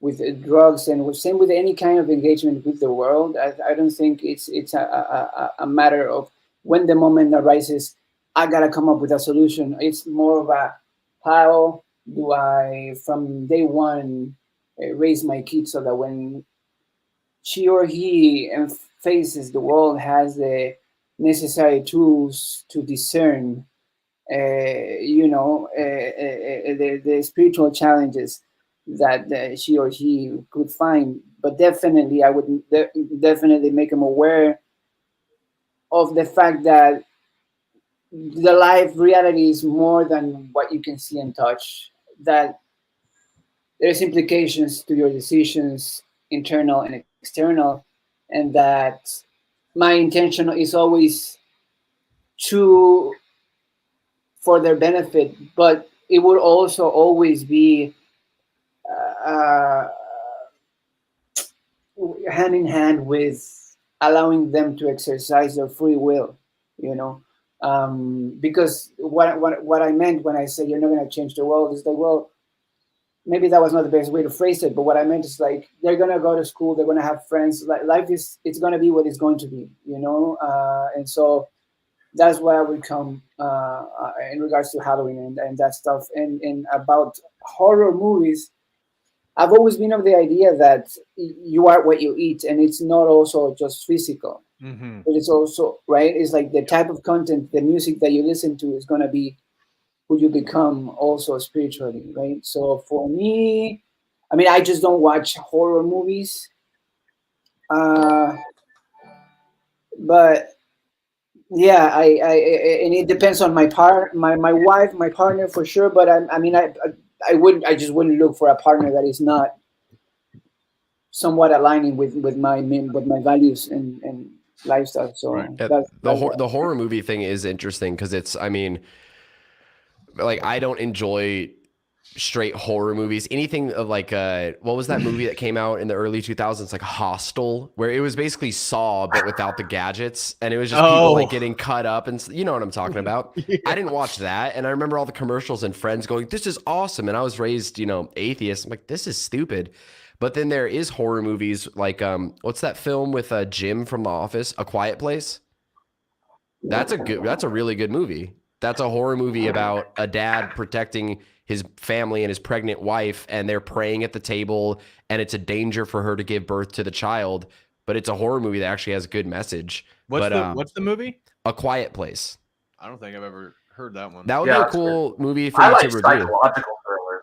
Yeah, but I think again, no, go ahead, Father. I'm gonna have to go in a few minutes. Dinner, and I'll let you. Sure. I probably wouldn't expose my children to, if I had children. Maybe when they're older. I mean, the way that I watch like horror movies, especially psychological thrillers, is from an Orthodox lens. I actually enjoy the demon possession movies because of the theology, like trying to figure out, like, actually that's accurate, and doing kind of an analysis or something like that. But I don't think I would ever expose my children to something like that until they're of an age and spiritual disposition that you could properly analyze the theology and truths of those things without letting it enter into your soul and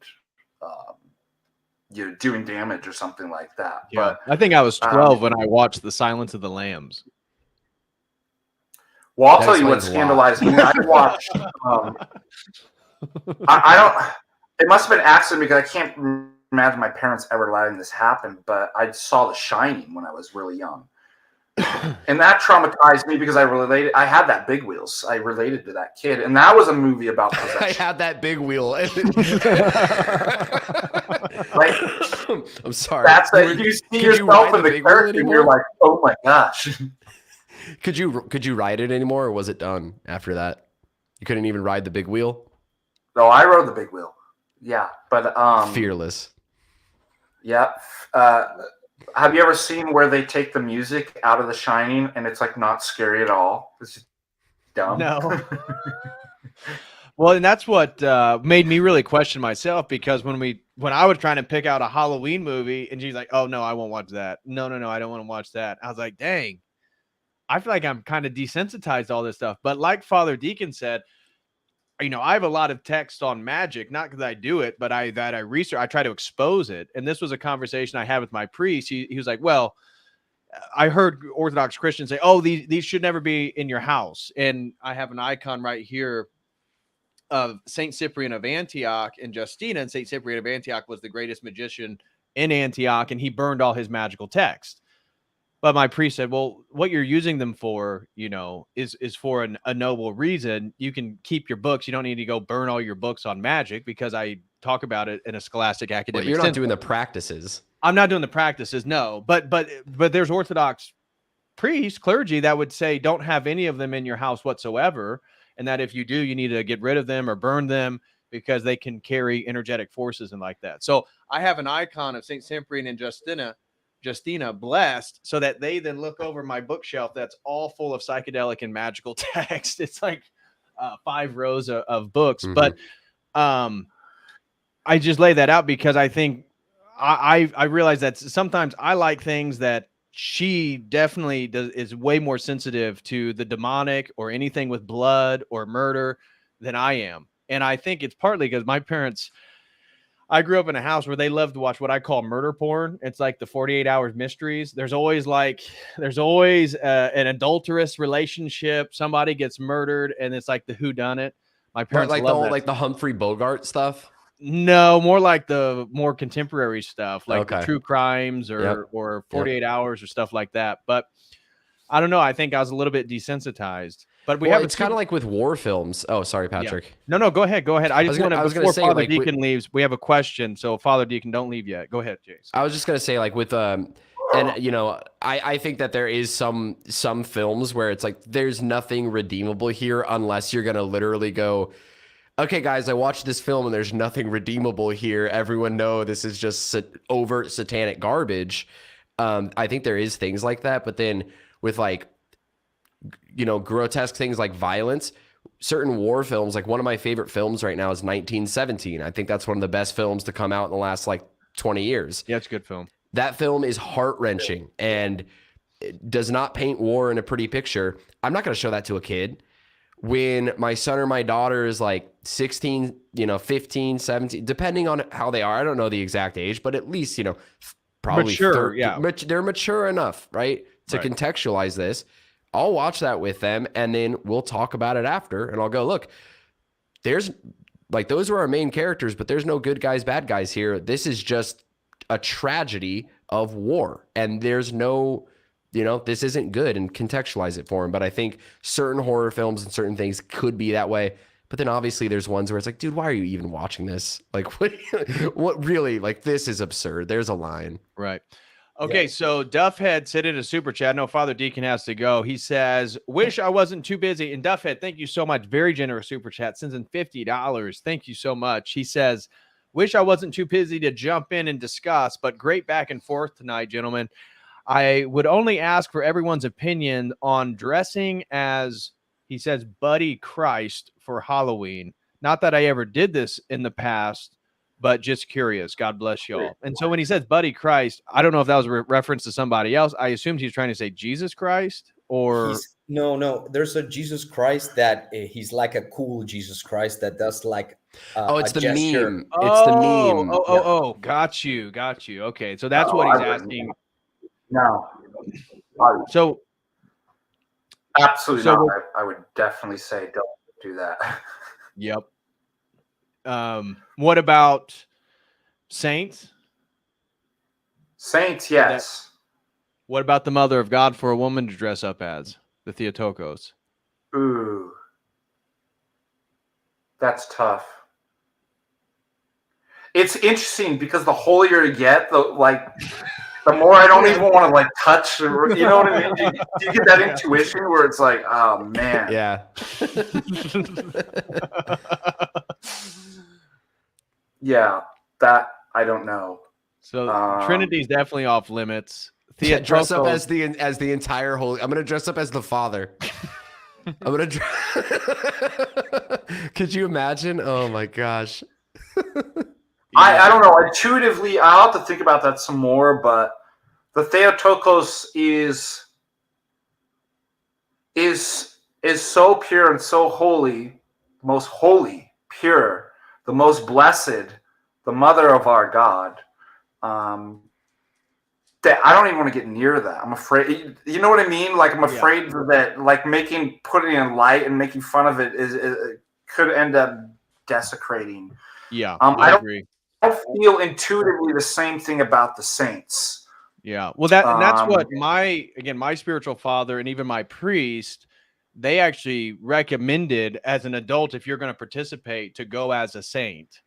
And then you can like educate people about the saint. So they're like, well, use it as a way that you learn all about their life. You go as them. And then when people ask you, you like explain to them who they are, their life, their importance, and all this different stuff. But Valentine says, to be honest, I'm not sure we should dress up as the saints, Theotokos or Christ. I definitely would not dress up as Christ. And I agree with you, Father Deacon, even the Theotokos. That's why I brought it up. That feels a bit much. There's plenty of female saints that a woman could dress up as. But the saints, they feel, I don't have any, and maybe we'll ask Ivan or Valinsky, does you have any interior revulsion to the idea of dressing up as a saint? That's what my priest was okay with it. No, I'd say that it's very interesting that Father Deacon had that inner cringe, because I think that if you do it in the right spirit, like your godfather did, like you could do a lot of good with that. But as long as you understand that you're not the saint, that you're Oh trying yeah, to, yeah, yeah. in a way, invoke them to help you, to Right. intercede for you and for the other person. What about Archangel Michael's flaming Yeah. with flaming sword? Well, That's if you That have would enough be a pumpkin badass spice costume, lattes, that's really. not going to be too hard. Huh? I said if you have enough pumpkin spice lattes, that won't be too hard. Yeah. Oh Lord. I'm sorry, Patrick. And then another one before Father Deacon, before you go, because this is kind of I think ends in a question that's kind of up your alley. Stand Up throws in, I like what you did there. Nice That's right. alliteration. Stand Up says, have y'all ever heard of the movie Hereditary? I have not. I watched years ago and I still have flashbacks. It's terrible. How to get over these images in my mind. And that's why I wanted for Father Deacon to take that one in regards to it really sounds battling with the logismy and demonic imagery. Yeah, I've seen that movie. It's disturbing. I've never seen it. I have no idea. Is that what with it's about. Willem Dafoe? Is that one or no? No, isn't it Hereditary with that weird looking girl? Which one? Pick one out of Hollywood. Here, I'm pulling it up. Yeah, pull up the image so you can put that into everybody's mind, so they can. That's the goal. If your demonic attacks are happening, I want it to happen to you. Welcome. No, here it is. So I have no idea. I've never watched this. Yeah, Yeah, that's that girl. She's almost like she's got something physically wrong with her. It's not Down syndrome or something, but like hereditary. Like, anyways, yeah, it's a disturbing movie. In 2018, I guess. film. I've never seen this. Yeah, it's a psychological, supernatural horror film. It's actually pretty good. I mean, but again, people are prone to different stuff. Some people are more sensitive to, and that doesn't just mean like because you desensitized yourself, right? It's quite complex as far as getting rid of it. We might have to introspect and figure out like, why is this image in my mind disturbing to me? Maybe this is an invitation for self-exploration and to discuss with your priest too, that why is this so bothersome? Like, what is it that I should be on guard about? And then, I don't know, like when I first started going and doing liturgies, I'd get these terrible, you all probably had this, demonically intrusive thoughts, bad thoughts, as well as just distraction. And I think that it's just training after a while. You fill your mind with, you learn how to pray and learn how to focus, and you fill your mind with holy images. And it's very, very rare that if like a bad thought would ever come into liturgy. Not to say it will never happen, but you kind of learn how to deal with it. So obviously what's happened, if something's disturbing you, and it depends on where it's taking your thoughts, is it just like I'm grossed out, I feel horror, something like that? There's some sort of kind of demonic energy that's energizing that that image, and you're going to have to learn basically like you would the other logos moi, right? And things that jump into your head that pull you away from Christ and the light is, how do I fight it? How do I focus on? And God allows, remember, you to fall into sin because you learn. Right. You learn how to battle by falling, right? Right. So don't despair about it. God's allowing you to be disturbed by that image. Now, you don't actively seek that kind of stuff out, right? You don't actively seek out the sin, but God's a good God who loves mankind. And when we fall, he allows that because he can use that as an opportunity to go, okay, let's learn. Let's learn how to be courageous warriors and how to block that stuff out. So that's what I Right. would recommend. Yeah. All right. God bless you guys. God bless. Take it easy, Amen. Father. Bye, Deacon. Father. Thanks Yeah. for joining. Bye. God bless you and the family. Thank you, guys. Yeah. And blessings, my prayers, and love to you all. Thank you.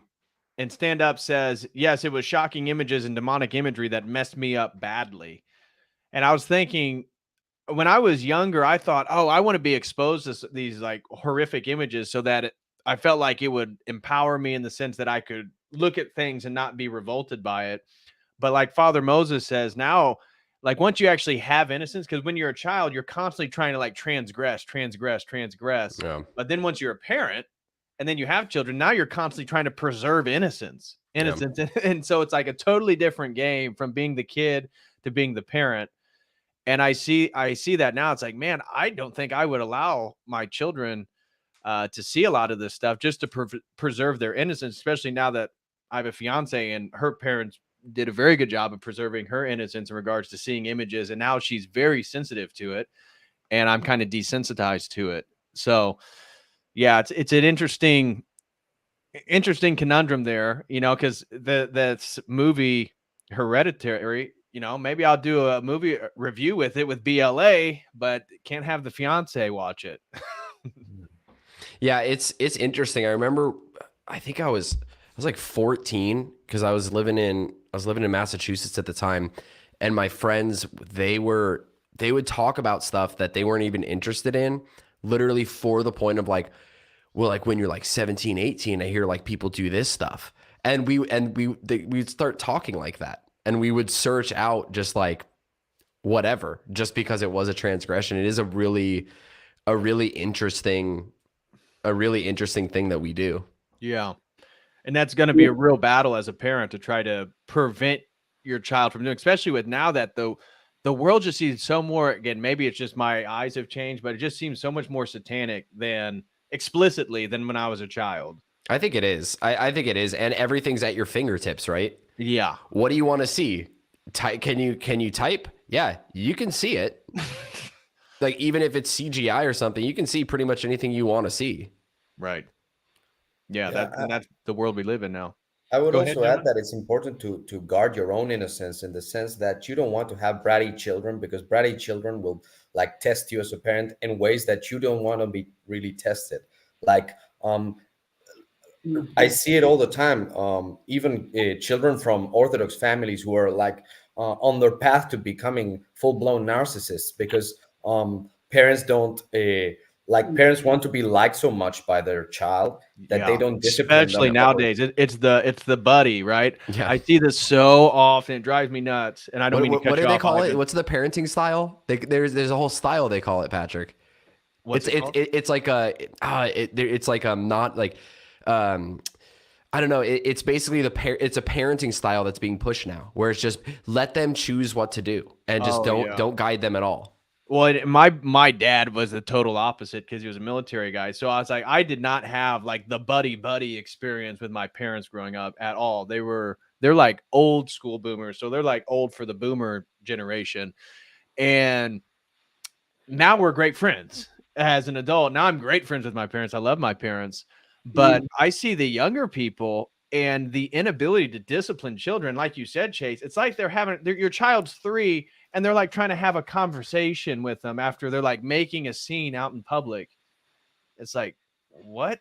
And they'll say, well, I just want to be, I want to be my child's best friend. It's like, your daughter's 8 years old. What are you talking about? Yeah. Well, it's funny you bring up young children. I remember, so this was 2017. So free range children. Is that what you're talking about? Yeah, free range shot. I'm gonna call me really conservative. I am gonna raise my kids cage free. I just I want them to be able to roam around. I was living down in Ecuador in like 2016 to 2017, and we were at the market, and my brother's daughter, I think she must have been, I don't even know. She must have been like 7, I think. And then I think their son Ryder was like 3, and he was kind of walking around and stuff. And they were watching him, right? He was just kind of walking around, like doing his little baby strut around the market. And then I remember someone coming up and talking to him, and they were like, and my niece, and I don't know if my brother even remembers this, but my niece went, my brother's working on learning how to talk. Could you talk to him in either English or Spanish, please? And she couldn't have been more than 6, and my 6-year-old niece said that to an adult, and she said it very. Zelensky, God bless, brother. Go ahead. She said it very respectfully, and it's funny though because you raise, my brother and his wife. To me, they inspire me. God willing, one day if I get married and I have children, they inspire me to be a great parent because I just love seeing their kids and how they treat their children and how their children are. But they raise their kids, attentively. They would, discipline them when they did something wrong. Like they would not have the taser too high of a setting when they tased them. I'm kidding, obviously, for people in the chat, but their 5-year-old daughter told an adult very respectfully, "Can you please not do infant noises at my brother? He's trying to learn to speak." And you can raise kids in that way where they can mature quickly, and it depends on the kid, but it is funny. It is interesting, all these parenting styles and stuff that, I'm just going to be their best friend. It's like, no, it's never going to work. You need to be their parent. Imagine if God wanted to treated us like he was our best friend. Exactly. Well, that's the whole Jesus is my BFF, right? That whole movement, which totally. No, he's not. He sanctifies the incarnated God. He's not your buddy. Yeah. Like best friend Jesus, and even some of the Hillsong stuff. It's like boyfriend Jesus, right? It's do they actually say that in a song? No, but it's sort of characteristic of the genre of music that if you just replace. Like it sounds like a love song, and then they'll say Jesus like right in the chorus or something. You're like, I thought you were talking about your ex-girlfriend or your girlfriend or something. What? Yeah. Eric Cartman from South Park, his Christian band's name was Faith Plus One. And he was just taking like Michael Jackson songs and replacing different words with Jesus. Yeah, no, it's nasty, man. It's nasty. Yeah. Well, gentlemen, I appreciate you guys. Ivan, Chase, God bless you both. Thank you for the spirited back and forth and the cordialness and civility amongst each other. That's what I love on these open panels, is getting people of different opinions. But see, we can all talk about this stuff reasonably. Ivan, is there anything you want to say before hopping off? Chase, anything you want to leave the people with? You got anything to shill? Anything to promote? Yeah. If you want to support an Orthodox musician, I'm recording a bunch of songs in my living room, very professionally, shooting music videos and stuff to come out with to record in January, and then come out with. It's all secular music, but it's very Orthodox. If you listen to it, if you want to support me, you can follow me on Instagram and just look out there. And thanks for having me on, Patrick. Instagram? Thanks. Oh, my Instagram is @ChaseHaggardMusic. @ChaseHaggardMusic. @ChaseHaggardMusic. Yep. Guys, go follow our brother Chase, support an Orthodox artist. Gentlemen, again, thank you so much. Appreciate you guys coming on, and God bless everybody. Thanks for everybody supporting, all the super chats, all the support. Shout out to everybody on Dono Chat, Anonymous, Lath, Val, Rachel, and Andrew Wilson. Oh, and Heidi. Heidi threw in $5, and she said, "Happy All Saints Eve." Exactly. Well, happy All Saints Eve to you as well, Heidi. Thank you so much for the support. And I think that's going to do it, guys. So I will be back either Thursday or Friday with another sponsored stream on the mystery of the Holy Spirit. So I will be diving in, doing some research, and we'll be doing a little pneumatology either Thursday or Friday. So thank you, gentlemen, and everybody out there. As always, until next time, God bless.